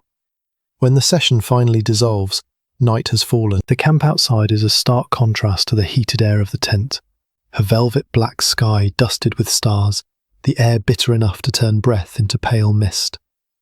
Egwene walks away, and the headache that plagued her during the debate vanishes, replaced by the clarity of the cold. There is a sense of isolation here. The tents are dark, resources are scarce, and the Caemlyn's tent sits apart, a spacing justified by dignity, but serving as a reminder of her solitude. Inside her quarters, the domestic warmth offered by her maid, Chessa, serves as a grounding anchor. Chessa scolds Egwene for not eating, a motherly fussing that highlights just how young the Caemlyn truly is beneath the stole. However, the presence of the other cot, belonging to Halima, introduces a note of dissonance. Halima, with her massages that cure headaches but leave dark, troubled dreams, is absent. Chessa's unease regarding Halima is palpable, her primal instinct warning her of something not right, a shadow lurking behind a beautiful face. It is a subtle foreshadowing of the rot hiding in plain sight within Egwene's inner circle. Seeking escape and information, Egwene prepares not for sleep, but for the world of dreams. Slipping into Teleran Riod requires a discipline that overrides exhaustion. She floats in the space between waking and dreaming, a void filled with the glittering lights of human consciousness. It is a realm of infinite possibility and danger. She avoids the blazing, shielded dreams of Rand al'Thor and the pulling presence of Elayne Trakand, navigating instead toward the signature of Elayne Trakand. But it is not Elayne who meets her in the reflection of the study in Saladar, it is Aviendha. The shifting nature of Teleran Riod is on full display here. The room flickers with phantom snow and decaying furniture, a ghost of a place left behind. Aviendha's appearance fluctuates between Aiel silks and Wise One garb, betraying her own internal transition. Through their conversation, Egwene gleans a startling truth. Elayne is with child. Aviendha mentions the babes, implying twins, a revelation Egwene processes with a mixture of shock and pragmatic acceptance. The dialogue reveals the chasm between the White Tower and the Wise Ones. Aviendha warns that the Wise Ones view the alliance with the Asherman with deep skepticism, seeing danger where Aes Sedai see only a necessary evil. It is a clash of philosophies. The Aes Sedai belief in controlling the world versus the Aiel acceptance of waking from the dream of life. When Egwene finally allows herself to drift into true sleep, the nature of her dreaming talent takes over. These are not the chaotic firings of a resting brain, but prophetic glimpses of the pattern. She sees Mat Cauthon bowling on a village green, but the pins are men, and he knocks them down with terrifying ease. Thousands dead with a casual toss, an illuminator by his side. It is a harrowing vision of the evolution of warfare, the arrival of dragons, and the industrialization of death. Then, the dreams shift to the Shorn Charn. She sees a woman of the blood saving her from a fall, a confusing image for one who fears the Adam above all else. But the final dream is the most terrifying in its clarity. She sees a white spire, the White Tower, and a lamp burning with a steady white flame. Ravens, the symbol of the Shan Chan, strike the lamp. It wobbles, spraying oil and fire, threatening to fall. Egwene wakes in the dark, her heart hammering. The symbolism is no longer obscure. The Shan Chan are coming for the tower. The assault will not just be physical, it will shake the institution to its foundations. The night holds one final, grim twist. Nisao, a sister sworn to Egwene, enters with news that shatters the morning calm. Anaya, a motherly figure and one of Egwene's staunchest supporters, has been found dead along with her warder. There are no marks, but Nisao reveals the horrific truth. They were killed with Saidin, the male half of the power. The method was brutal, solid flows of air used to smother them. This murder changes everything. It is not merely a death. It is an assassination within the camp, confirming that a man who can channel is among them, or that the Forsaken are striking directly at Egwene's support structure. The chapter closes on the realization that the danger is no longer just on the horizon, or in the political deadlock of the hall. It is sleeping in the tent next door, though Egwene does not yet know the killer's name. Chapter 21. A Mark. We shift perspectives now, moving from the frozen uncertainty of the Revel camp to the stagnant, dangerous air of the White Tower. Alviarin Freydin, the keeper of the chronicles and the secret head of the Black Aja, steps through a gateway into the dusty depths of the tower library. The atmosphere here is heavy with secrets and decay. Alviarin is covered in the dust of Tremolking, the sea folk island, hinting at the global reach of the Shadow's conspiracy. She is a woman consumed by arrogance, believing she navigates the treacherous waters of the Dark One's favour with skill. She cleans herself with the power, muttering complaints about her master, the Forsaken Mesana. Alviarin's internal monologue reveals the precarious nature of serving the Shadow. She must grovel to survive, yet she harbours a burning ambition to rise above her station, perhaps even to rival the Chosen themselves. As she ascends from the basement, the tower feels hollow. The wards are failing, riddled with gaps that allow the Dark One's eyes, rats and ravens, to infiltrate the stronghold of the light. Alviarin moves with the confidence of a predator, believing she holds the leash of the Caemlyn seat, Elayne. She views the other Aes Sedai with contempt, seeing them as sheep to be herded or obstacles to be removed. However, when she reaches the Caemlyn's study, the reality she constructed crashes down. She expects to find a broken, pliable Elayne. Instead, she walks into an ambush. The room is filled with sitters from the tower hall, yellows, whites, greens, and even a brown. They are there to force Elayne's hand, demanding negotiations with the rebels to avoid open warfare in the streets of Tar Valon. Alviarin is stunned. She attempts to assert her dominance, ordering the sitters to leave so she can confer with the Caemlyn. But Elayne, channeling a newfound and terrifying resolve, slaps Alviarin down, verbally and publicly. She orders Alviarin to stand in the corner like a naughty novice. The humiliation is absolute. The sitters, emboldened by their unity, or perhaps coerced by their Aja heads, proceed to dictate terms to the Caemlyn. They argue that with the Black Tower growing and the last battle approaching, the tower must be whole. Elayne's reaction is chilling. She accepts their demands with a smile that does not touch her eyes. She agrees to the talks, but maintains her harsh edicts against the Blue Aja and Egwene. Once the sitters leave, the true confrontation begins. Alviarin tries to scramble back to higher ground, reminding Elayne of the disasters at Dumai's Wells and the Black Tower, threats that could unseat her. She tries to leverage the secret knowledge they share, but Elayne is no longer the woman Alviarin bullied weeks ago. She reveals that she knows Alviarin has been missing. She knows about the failures of the sisters sent to capture the Dragon Reborn and the Black Tower. And then, she drops the hammer. She accuses Alviarin of treason. The word hangs in the air like a blade. Elayne strips the keeper's stole from Alviarin's neck, tossing it to the floor. She promises the headsman's block, and reveals that she has already turned the hall against Alviarin during her absence. The predator has become the prey. Alviarin, stripped of her office and facing execution, flees the Caemlyn's presence in a blind panic. She runs to her own quarters, the terror of exposure stripping away her icy facade. In her desperation, she turns to her last resort, a terangrial, a red rod from the Age of Legends, given to her by Mesana for only the most dire emergencies. She activates it, summoning one of the Forsaken to save her skin, but the response is not what she expects. The room darkens and Mesana appears, not as a saviour, but as a furious avatar of punishment. Mesana, appearing in a weave of illusion, mocks Alviarin's plight, dismissing the threat of Elayne and preparing to torture Alviarin for her insolence. The hierarchy of the Shadow seems absolute. The strong crush the weak. Then the reality of the room warps. The shadows thicken into something living. A voice like crumbling bone cuts through Mesana's tirade. Standing by the window is a Myrddraal, but this is no ordinary Fade. It is Shaido Haran, the Hand of the Dark. He towers over them, radiating a fear so potent it freezes the blood. This creature is an anomaly in the lore, a vessel for the Dark One's own essence, possessing authority that overrides even the Chosen.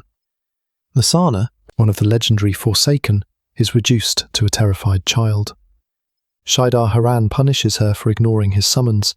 He strips away her illusions and her clothes with black fire, binding her and gagging her. It is a shocking display of power, dismantling the assumption that the Forsaken are the ultimate power in the Shadow's hierarchy. The Hand of the Dark then turns his eyeless gaze to Alviarin. She expects death. Instead, he marks her. He touches her forehead, a burning brand that sears without heat. He claims her as his own. "You are marked as mine," he rasps. He gives her a mission, to find the threat to the shadow within the tower, to hunt the hunters. Alviarin is left alone, trembling, the mark on her forehead invisible, but heavy with dark purpose. She realizes she has been bypassed in the chain of command, elevated by the great lord himself. Her fear transmutes into a manic, terrified resolve. She is no longer just Black Arger, she is a direct agent of the dark. As she stares down the stairwell contemplating the fall, her mind races to find a target for her new master. She settles on Elayne, a fellow black sister, preparing to cannibalize her own order to survive. The chapter ends on the image of a woman who has stared into the abyss, and the abyss has not only stared back, it has claimed her. Chapter 22. One Answer. In the pristine, claustrophobic silence of the White Tower, Pavara of the Red Arger watches the rituals of service with the critical eye of a woman who tolerates no imperfection.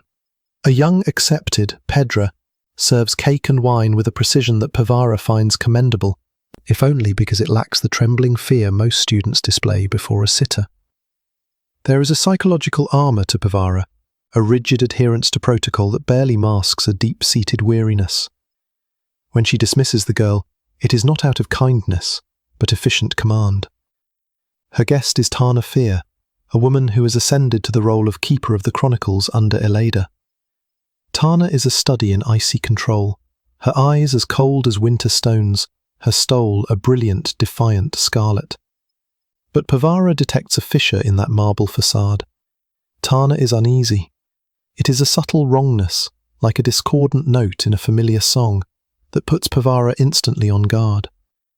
In the political snake pit of the tower, particularly after the purges involving the Black Arger, trust is a currency no one can afford to spend freely. Pavara watches Tana examine the miniatures on the mantelpiece, ivory paintings of Pavara's long-dead family. Here we glimpse the trauma fueling the Red Sitter's steel.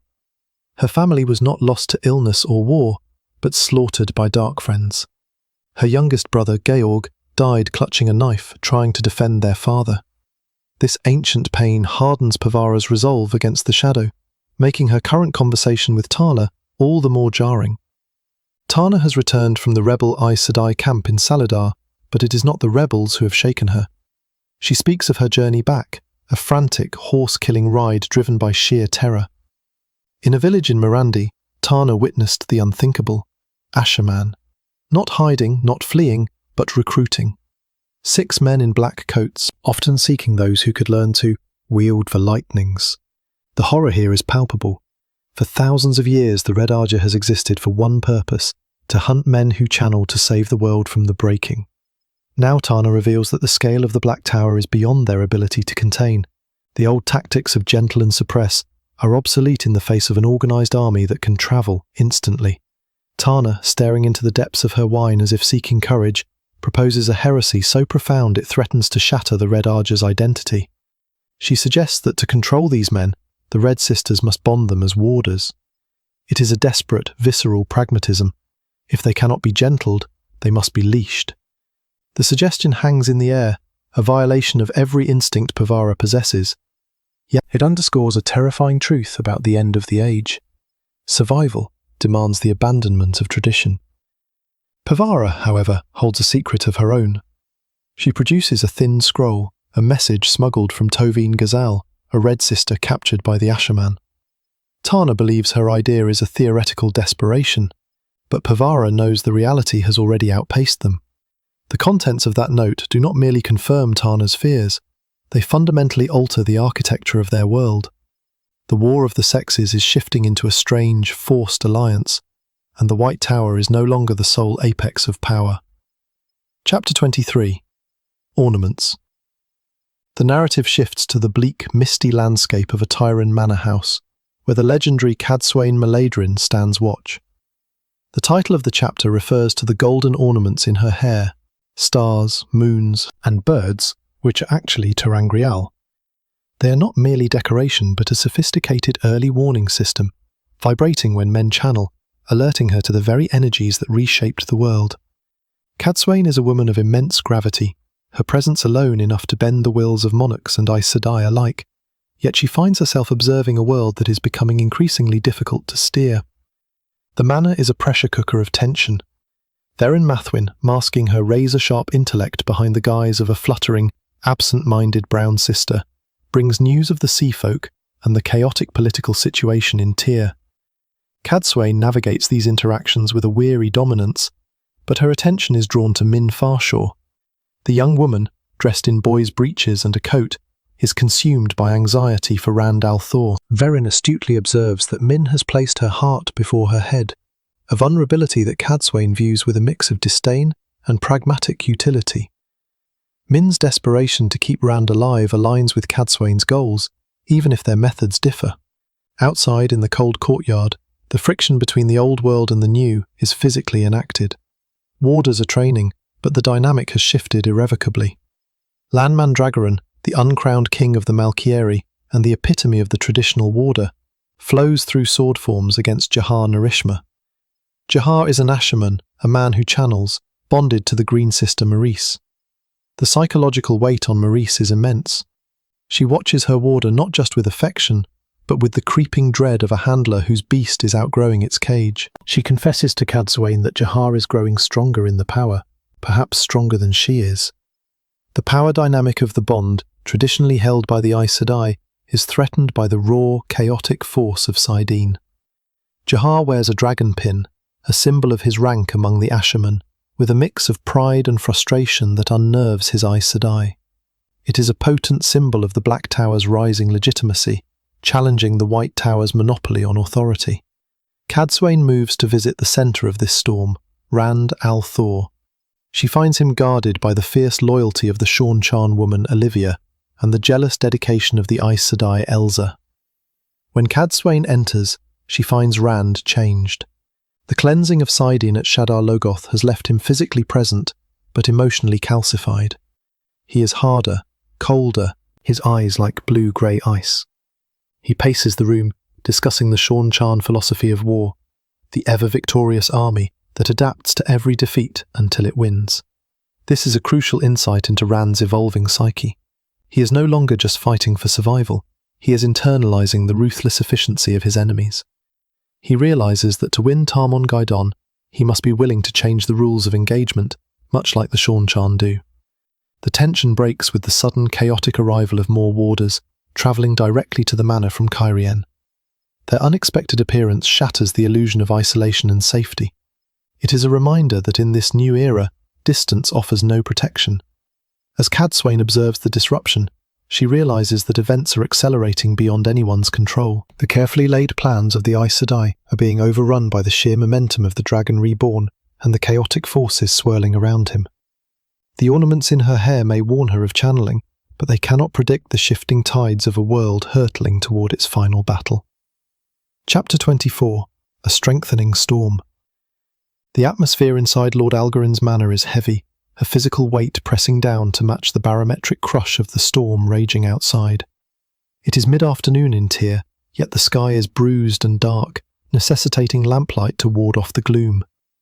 Thunder rattles the glass casements, a violent percussion rolling down from the dragon wall, bringing with it a biting cold that turns rain into slush. But for Rand al'Thor, the storm outside is nothing compared to the tempest within his own mind. He lies on his bed, booted feet up, staring at the canopy. Here we see the isolation of the dragon reborn. He is surrounded by people, yet utterly alone, save for the woman pressed against his side and the dead man in his head. Min Farshaw is his anchor. Through the warder bond, her presence is vibrant and grounding, a stark contrast to the vague, distant awareness he has of Elayne and Avienda. The bond is a double-edged sword. It grants him connection, but it also heightens his fear. How can he protect them? The voice of Luce Therin Telemon whispers the grim truth that Rand tries to ignore. You cannot keep anyone safe. We are all going to die. This internal dialogue highlights Rand's deteriorating psychological state. Luce Therin is no longer just a terrifying intruder. He has become a familiar, albeit unwanted, companion. They share the same madness, the same fatalism. Rand has reached a point of numbness where the fear of killing those he loves has been replaced by a cold acceptance of inevitable tragedy. He is a man walking the edge of a razor. Min, with her uncanny ability to read him, breaks his brooding. She senses his melancholy through the bond and scolds him, her various growls of irritation or amusement serving as a language of intimacy between them. She forces him to confront the immediate reality, the arrival of Cadsuane and the sudden influx of guests that has turned the manor into a powder keg. Rand rises, and we get a glimpse of his physical toll. The unhealing wounds in his side, one from Ishamael, one from Padden Fane, throb like a trapped furnace.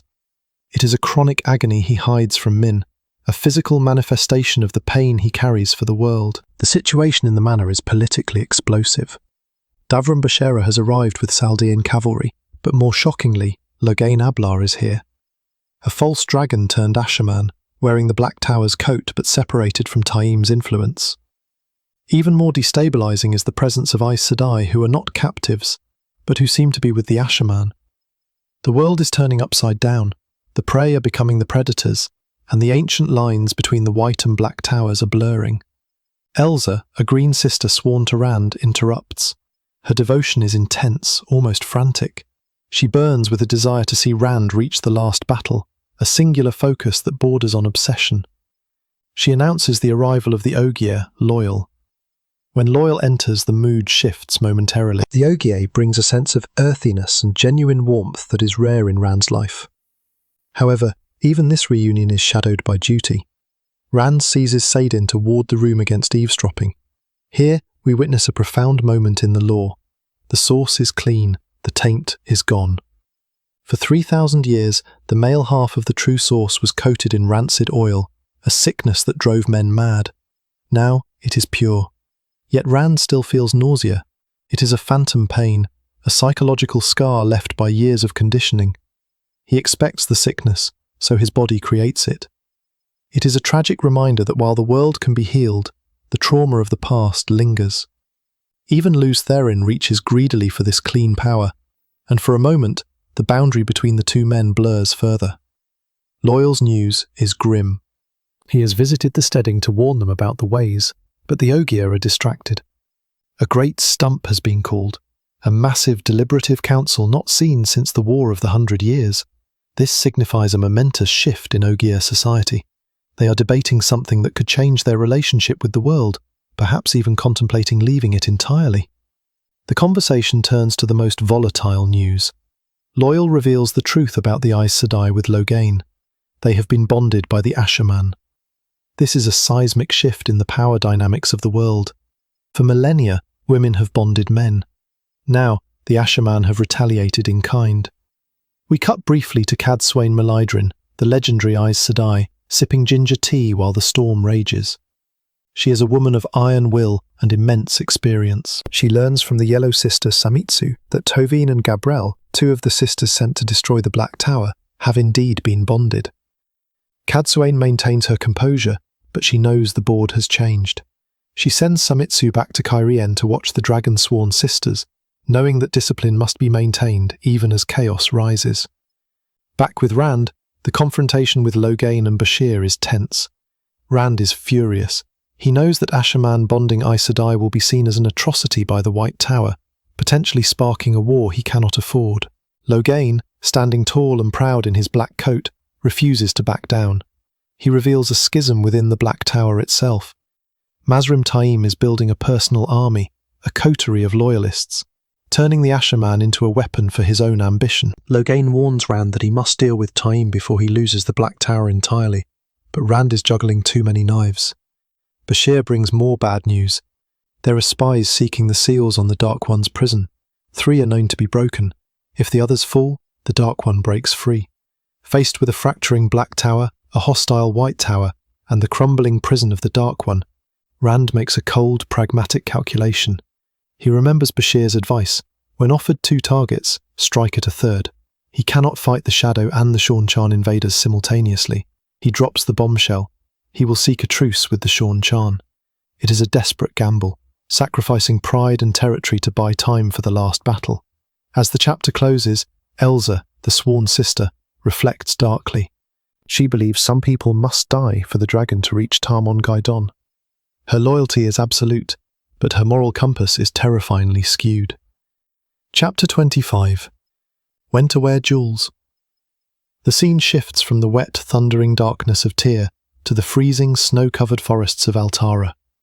Perrin Aybara is pacing. He is a man consumed by a singular obsession, rescuing his wife, File, from the Shaido Aiel. Perrin is trapped in the trappings of nobility. He wears a dark green silk coat with silver embroidery, clothes File chose for him, but he feels like a fraud. He is a blacksmith wrapped in silk, a wolf in a courtier's cage. The tent is luxurious, filled with gilt-edged mirrors and flowered carpets, a stark contrast to the rough, starving camp outside. Perrin touches a knotted cord in his pocket. 32 knots. 32 days since File was taken. This tactile ritual is his way of holding on to sanity, measuring the void she left behind. The camp is in dire straits. The refugees and soldiers are eating acorn mash. Starvation is scratching at the door. The tension between the disparate groups, the sturdy Two Rivers bowmen, the winged lancers of Mayene, and the prickly Gildanin pikemen, is palpable. Perrin is the glue holding this fragile alliance together, a role he never wanted. Elayne, the first of Mayene, watches him. Her dynamic with Perrin has shifted. She is no longer the predatory seductress trying to steal him away. She has become a political advisor, a steady hand guiding him through the mire of leadership. She offers him a lesson in statecraft. When you go to buy a sack of flour, wear plain wool. When you after flour by the wagon load, wear jewels. It is a lesson in perception. To get what they need, massive amounts of grain to feed an army, Perrin must project power and wealth, not desperation. They are preparing to travel to a town called Saidin to buy grain. The method of travel is a gateway opened by the Asherman Nield. This casually demonstrates how the One Power has revolutionized logistics, shrinking the world and altering the nature of warfare and trade. The party assembles. It is a motley crew of high nobility and rustic practicality. There are Aes Sedai, wise ones, Mayene guards, and Two Rivers folk. Notable among them is Bulwer, Perrin's secretary and spymaster. Bulwer is a dry, bird-like little man who sees everything. He insists on bringing some of File's attendants along, ostensibly for an outing, but in reality to train them as spies. Bulwer represents the subtle, invisible war of information that runs parallel to the wars of steel and magic. Nield slices a hole in reality, and they step from the forest into a snowy field in Altara. The transition is jarring. They have crossed hundreds of miles in a single step. The landscape near Saidin is unsettling. It is farm country, dotted with sturdy houses and barns, but it is eerily silent.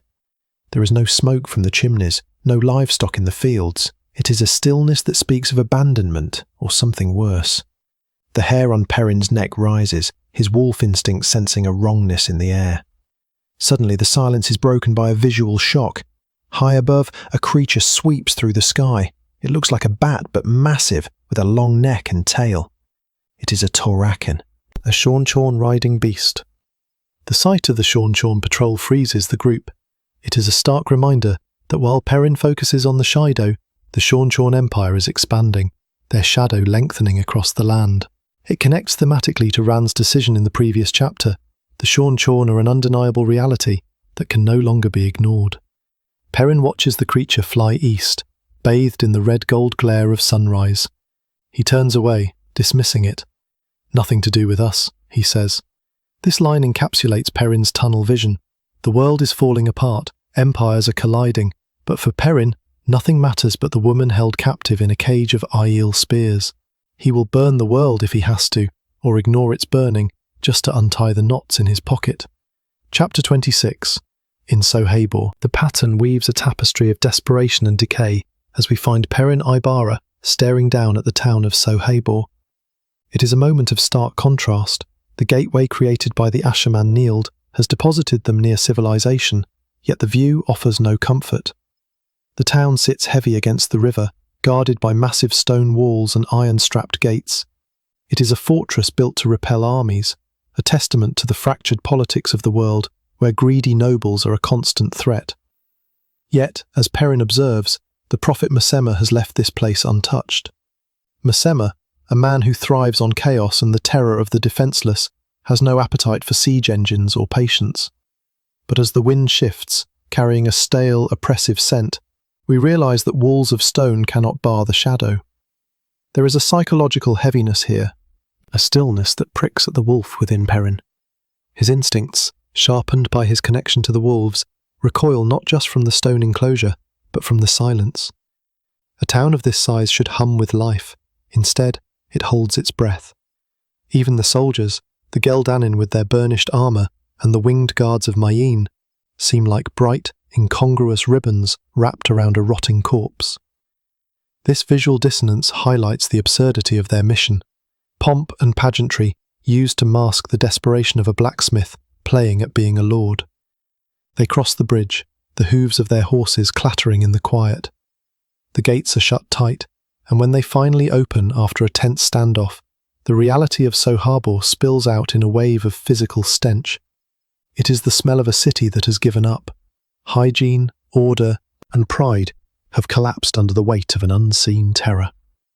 This is Robert Jordan's world building at its most atmospheric, using the olfactory senses to signal a society in rapid decline. The people are caked in grime, their eyes darting and fearful, terrified not of the armed soldiers, but of something far more pervasive. They are led to the Golden Barge Inn, a place that should be a sanctuary of warmth but is instead a dusty mausoleum of former prosperity. Here Perrin meets the remnants of the Merchant Guild. These are broken people, twitching and starting at shadows. We see here the corrosive effect of fear on the human spirit. They are paralysed, unable to function, drinking thin wine to wash away a reality they cannot face. They speak of the dead walking, a phenomenon that in any other age would be dismissed as hysteria. But as the wheel turns toward the last battle, the barriers between the worlds of the living and the dead are growing thin. Perrin, pragmatic and driven by the singular need to feed his army and save his wife, forces them to business. He demands to see the grain. In the warehouse, the horror becomes tangible. He slices open a sack of barley, and it is alive with weevils. It is a stomach-churning image of corruption, the Dark One's touch spoiling the sustenance of life. Even the winter cold cannot kill the rot. Then the metaphysical horror manifests. A scream tears through the air. Kyrian, a hardened soldier, is reduced to trembling shock as he witnesses a man walk through a solid stone wall. Sonid, the Aes Sedai, confirms the grim truth. The dead are indeed walking in Soharbor. It is not an invasion of zombies, but something more spectral and wrong. The pattern itself is fraying here. The ghosts are real enough to kill with fear, real enough to drive a population into madness. Cyanid's explanation serves as a chilling reminder of the stakes. While empires play at war, the fabric of reality is unravelling. Perrin, however, cannot pause to fix a broken world. His focus is a razor's edge. He buys the weevil-ridden grain, abandoning Soharbor to its ghosts. It is a cold, hard choice, illustrating the burden of leadership. Sometimes you must let one tragedy stand to prevent another. Chapter 27. What must be done? The scene shifts to the riverbank, a tableau of bleak industry. The winnowing of the grain begins, a process of separating food from filth in the biting wind. The imagery here is stark, the white snow trampled into grey slush, speckled with black weevils and red beans. It is a reflection of Perrin's own soul, the clean simplicity of his past in the two rivers, being trampled by the grey moral ambiguities of his present. The people of Soharbor work with the mechanical detachment of the traumatised, while Perrin's own people watch them with superstitious dread. The tension is palpable, a bowstring drawn to the breaking point. Perrin feels it in his teeth. He is a man running out of time, and the slow, arduous work of cleaning the grain is a torture in itself. Every moment spent here is a moment File remains a prisoner. This pressure cooker explodes when news arrives from the camp. The Maidens of the Spear have captured 5 Shaido. Perrin returns to the camp, and the atmosphere shifts from the grey despair of the town to the sharp, metallic scent of violence. The Shaido are being held in the Geldanin camp, a place of rigid order that stands in stark contrast to the chaos of Perrin's emotions. Here, we witness the darkening of Perrin Aybara. He finds the prisoners bound, one stretched out on the ground with hot coals on his belly, being tortured by one of Masema's fanatics. Perrin's reaction is immediate and visceral. He kicks the coals away. But this is not an act of mercy. It is an act of ownership. He takes control of the interrogation, and for the first time, we see the terrifying potential of his single-mindedness. The Aiel prisoner, true to his culture's legendary endurance, mocks them. He sings "Wash the Spears," a song of joyful acceptance of death. He looks at Perrin's golden eyes and sings a taunting rhyme about a man who turned to stone. The Shaido knows how to embrace pain. He is a stone dog, trained to endure. This is the immovable object, meeting the unstoppable force of Perrin's desperation. Perrin realizes that physical pain will not work on men who treat agony as a meditation.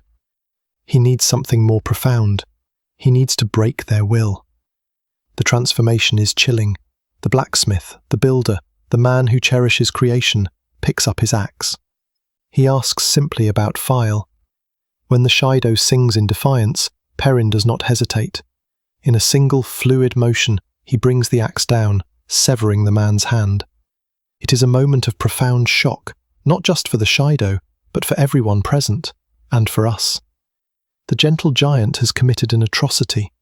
He immediately orders the Aes Sedai to heal the man, preventing death but sealing the mutilation. This paradox, harming to heal, destroying to save, encapsulates Perrin's internal war. He threatens them not with death, which they welcome, but with uselessness. He threatens to leave them as maimed beggars, stripped of their warrior honour. It is a cruelty born of pure love for his wife, a terrifying testament to what must be done.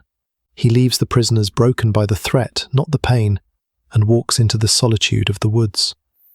The aftermath of the violence crashes down on him. He cleans the blood from his axe, but he cannot clean the stain from his spirit. In a fit of self-loathing, he hurls the axe into a tree. Elias Mashera, the wolf brother who serves as Perrin's mentor and dark mirror, steps from the shadows. The dialogue that follows is essential to understanding Perrin's psychology. Perrin confesses his deepest fear, not the battle, but the seduction of it. He felt alive when he struck, a vitality that rivals only his love for File. He fears the wolf inside is taking over, that he is losing his humanity to the thrill of violence. Elias, with the wisdom of one who has walked this path for decades, reframes the experience. It is not bloodlust, he argues, but the heightened state of being that comes with extreme danger. You're not dead now, and you know it from your teeth to your toenails, Elias says. It is a biological reality, not a moral failing. Yet Perrin is left staring at the axe, the symbol of the warrior he never wanted to be, struggling to reconcile the man he was with the weapon he has become. The chapter closes with a twist that compounds the moral complexity. Bulwer returns with Talonvor, the Morghase's loyal guardsman. They bring news not of File, but of an army. The Sean-Chorn are near. 15,000 soldiers and Damane, women enslaved to wield the one power. The Sean-Chorn are invaders, slavers, an existential threat to the free peoples of the Westlands. To ally with them is to dance with the Dark One himself, but Perrin is no longer the simple blacksmith. He is a man who has looked into the abyss of his own capacity for violence and found it bottomless. If he is willing to mutilate a man to find his wife, he is willing to make a pact with the devil. As he listens to Talonvor, the path forward becomes clear, dark, and inevitable. He will take any aid, pay any price, and sacrifice any principle to make his family whole again. Chapter 28. A Cluster of Rosebuds. The journey north from Ebu Dar was less a travel adventure and more a slow, sodden march through a grey purgatory. For Mat Cauthon, the reality of travelling with Valan Luca's grand travelling show and magnificent display of marvels and wonders was a grim confirmation of his darkest pessimistic predictions.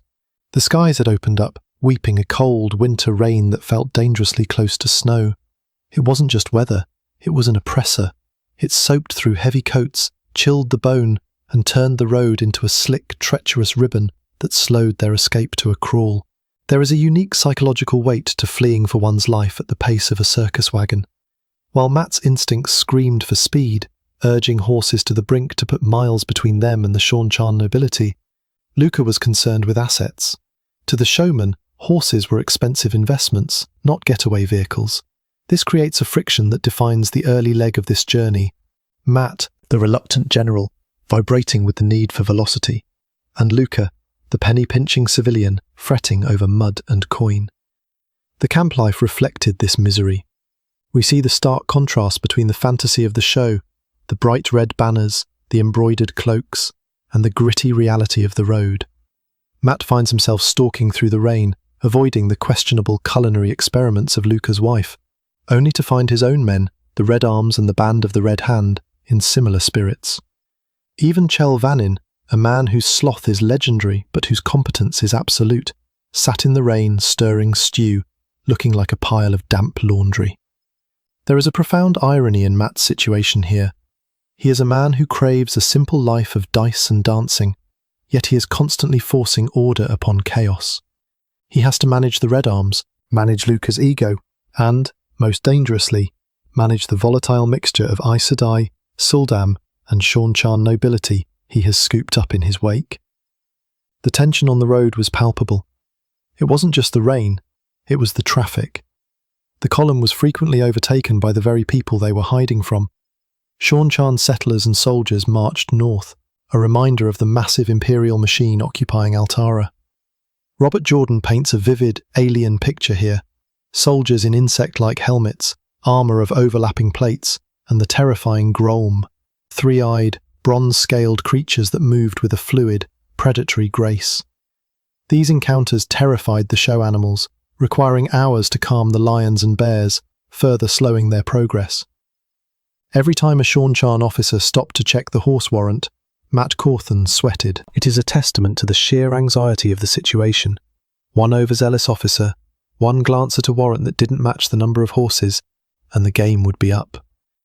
But the external threat of the Seanchan army was matched by the internal pressure of Mat's guests. The three Aes Sedai, Jalene, Teslin, and Edesina, were proving difficult to hide. Despite their precarious position, the arrogance of the White Tower is a hard habit to break. They wandered, they gathered rumours, and they drew the attention of the three Suldam, who were also part of this strange refugee caravan.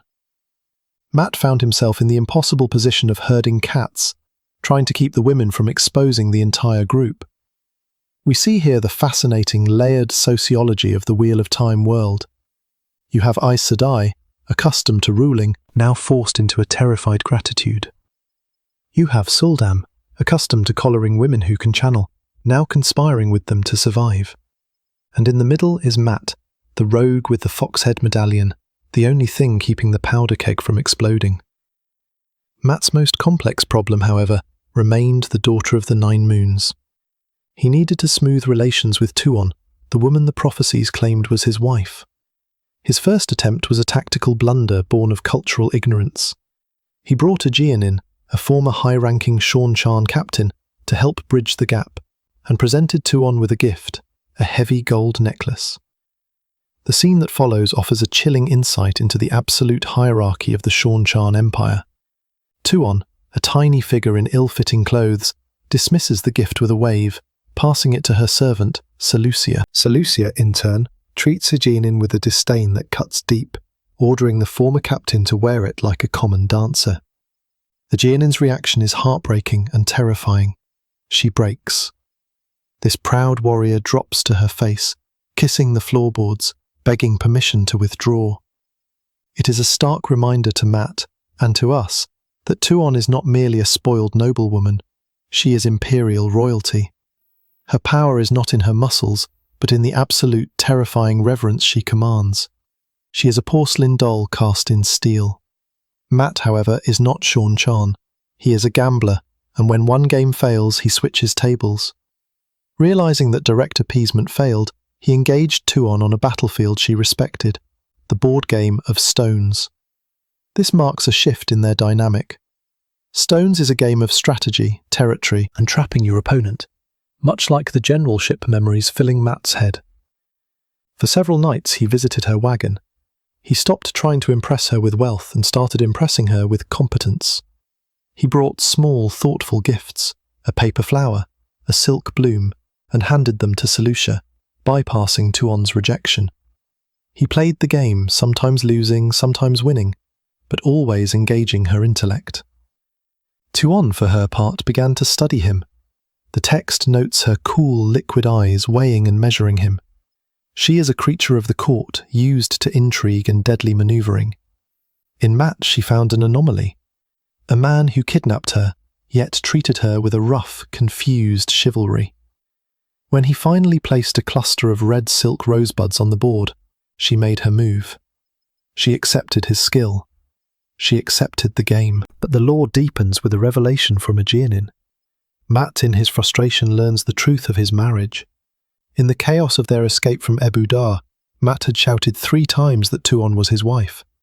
Under Seanchan custom, and specifically regarding the blood, this declaration, if unrefuted and witnessed, constitutes a binding marriage.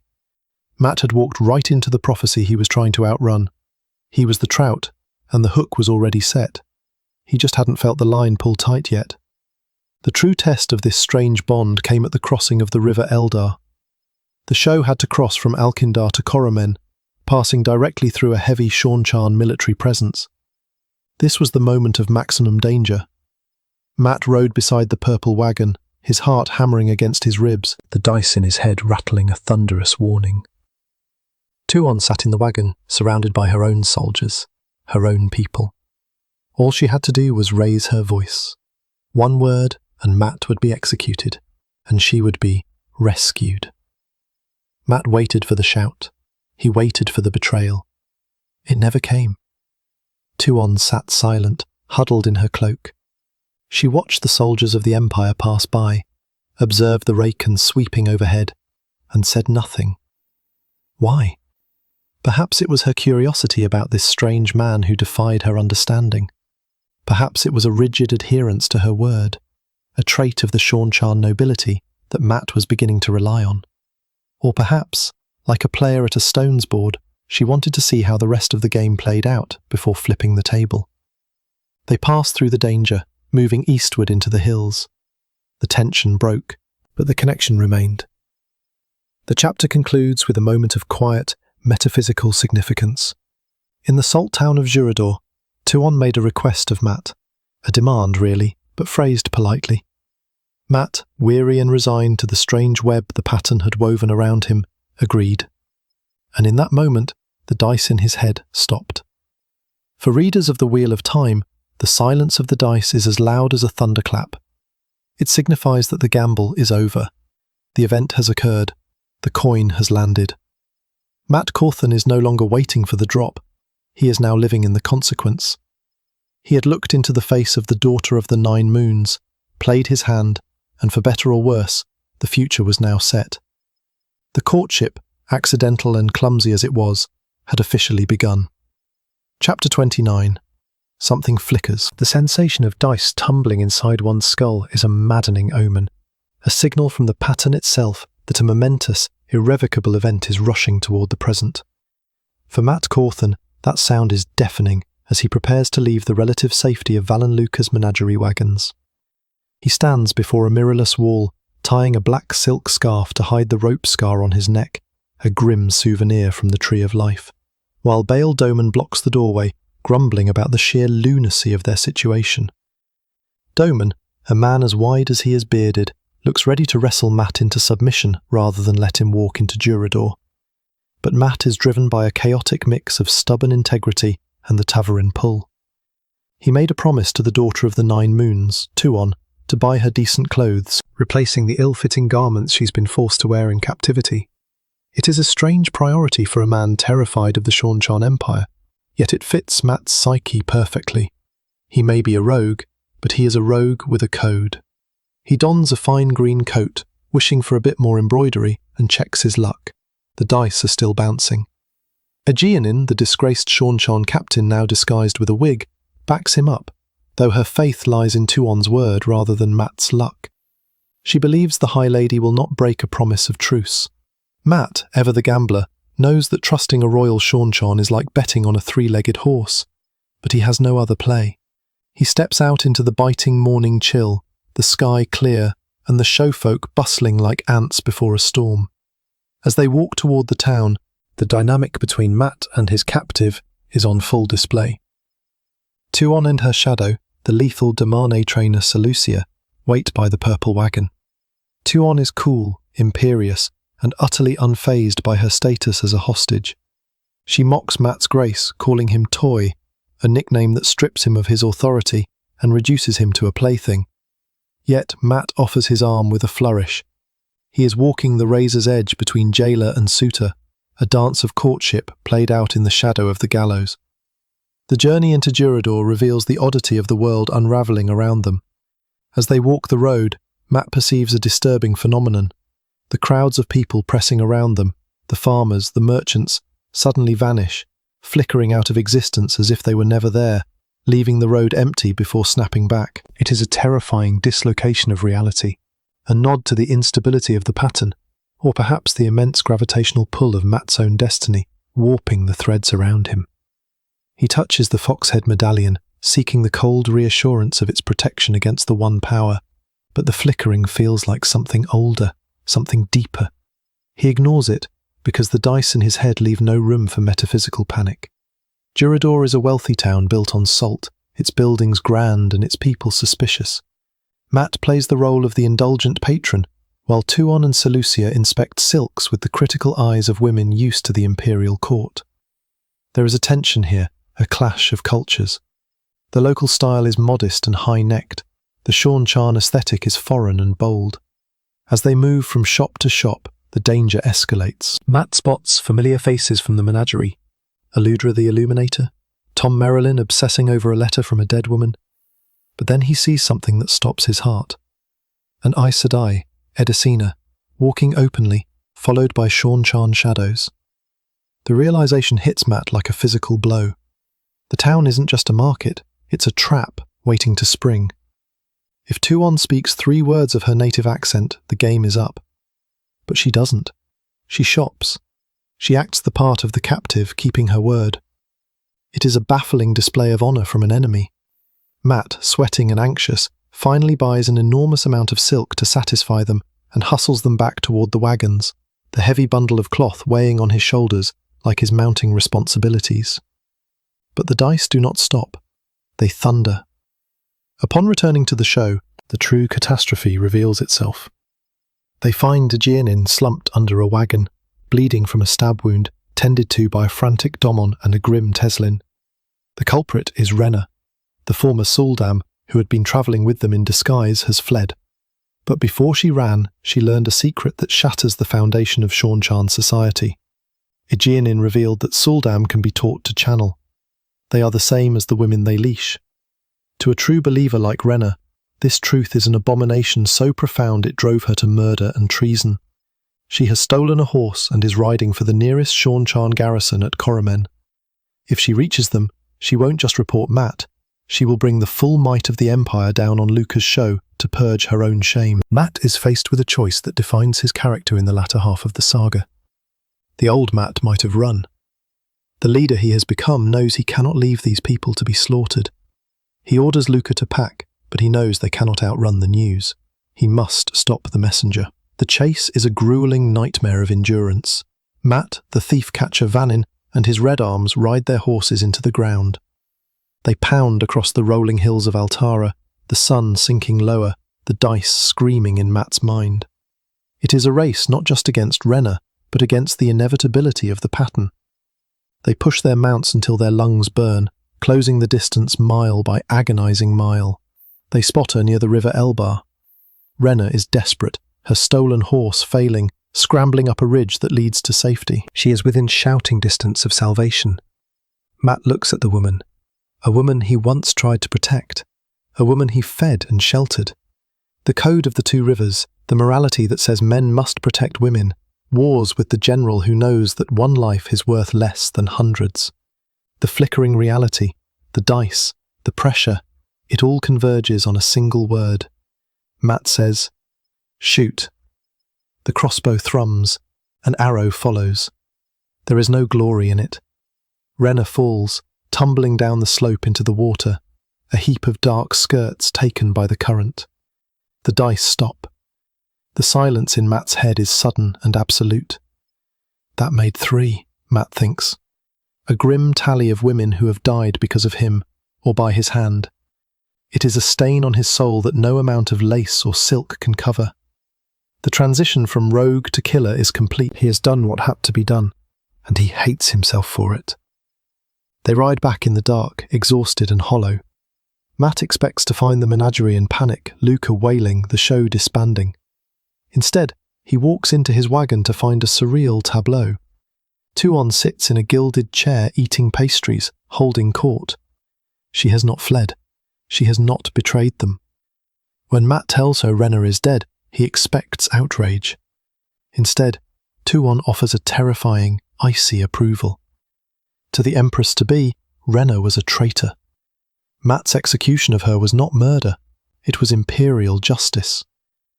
She hands Luca a paper, a warrant of protection signed by the daughter of the 9 Moons.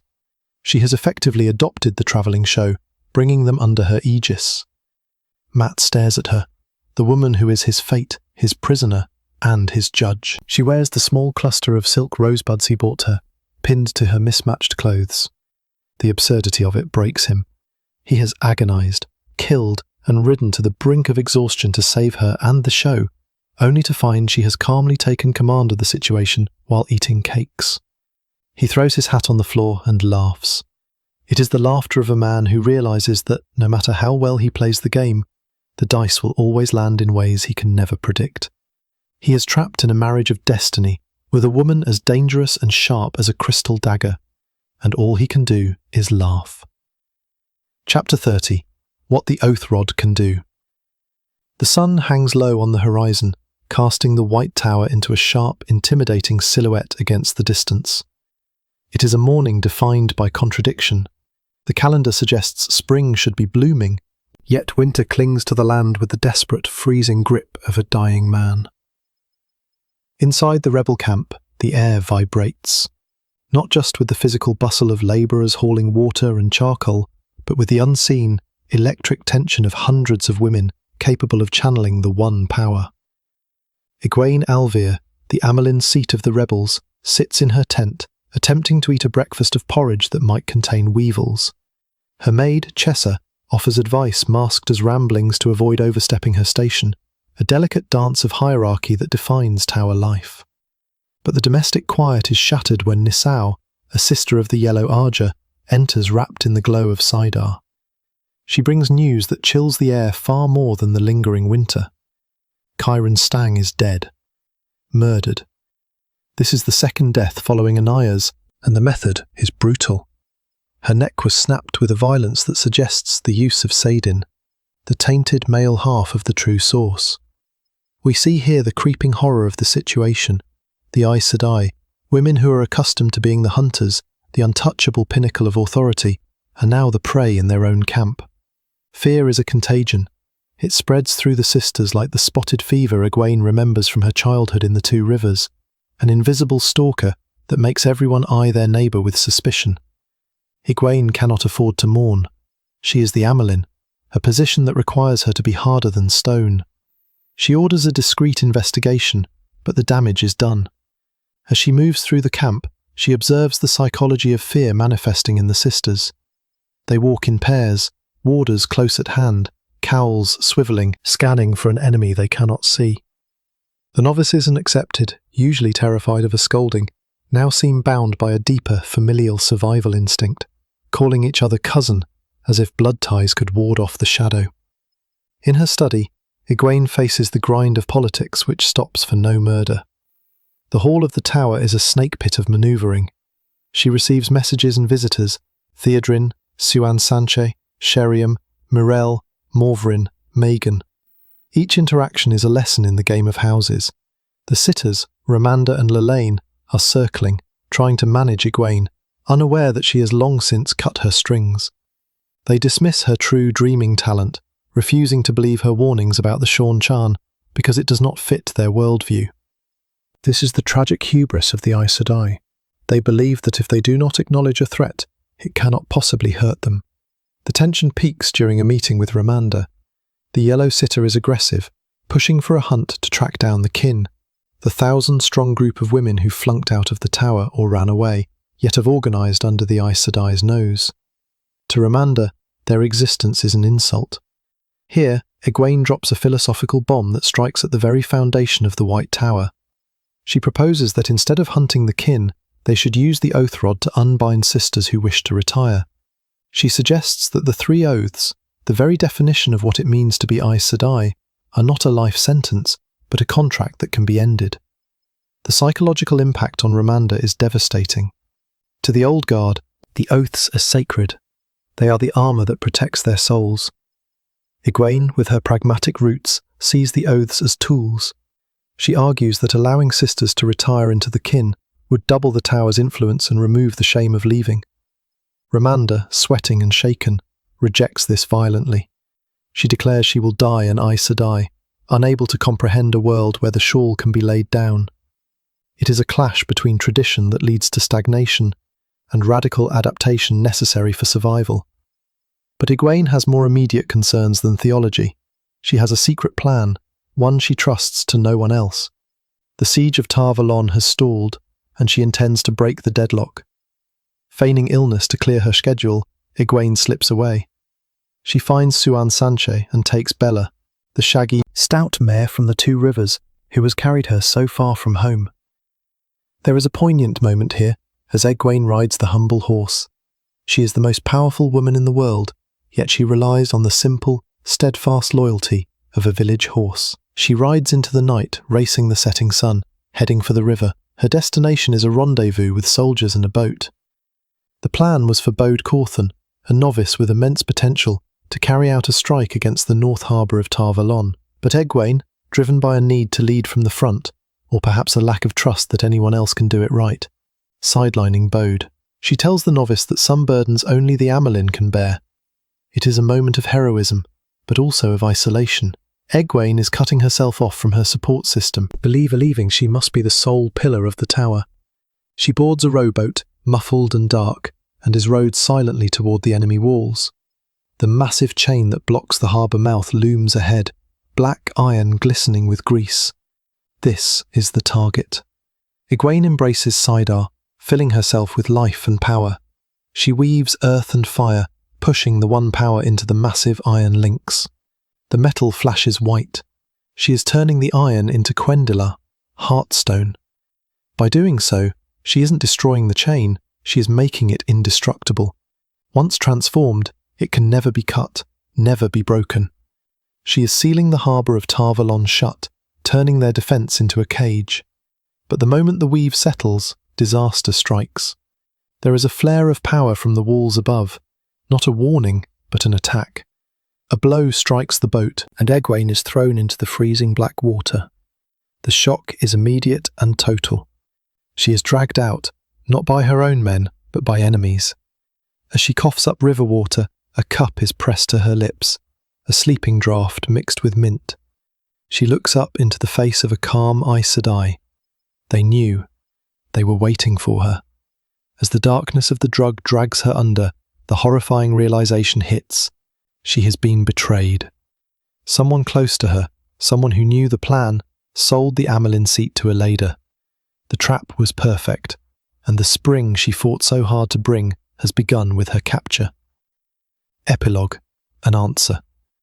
Far to the south, in the Stone of Tyr, the dragon reborn stares out at a relentless rain. The world is weeping.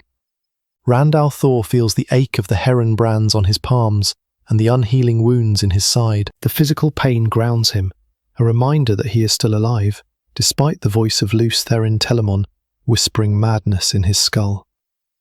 Davram Bashir enters, bringing news that shifts the tectonic plates of the world. The Shaunchan, the invaders from across the ocean, have responded to Rand's overtures. They are willing to talk. But the message comes with a specific demand. The leader of the Shaunchan forces, the High Lady Suroth, will not suffice. A member of the Imperial blood has arrived. They want the dragon reborn to meet the daughter of the Nine Moons. While Egwene falls into captivity in the north, Rand prepares to walk into the lion's den in the south. The storm is rising, and the world is being torn asunder, just as the prophecies foretold. The pieces are moving on the board, and the game has just become infinitely more dangerous.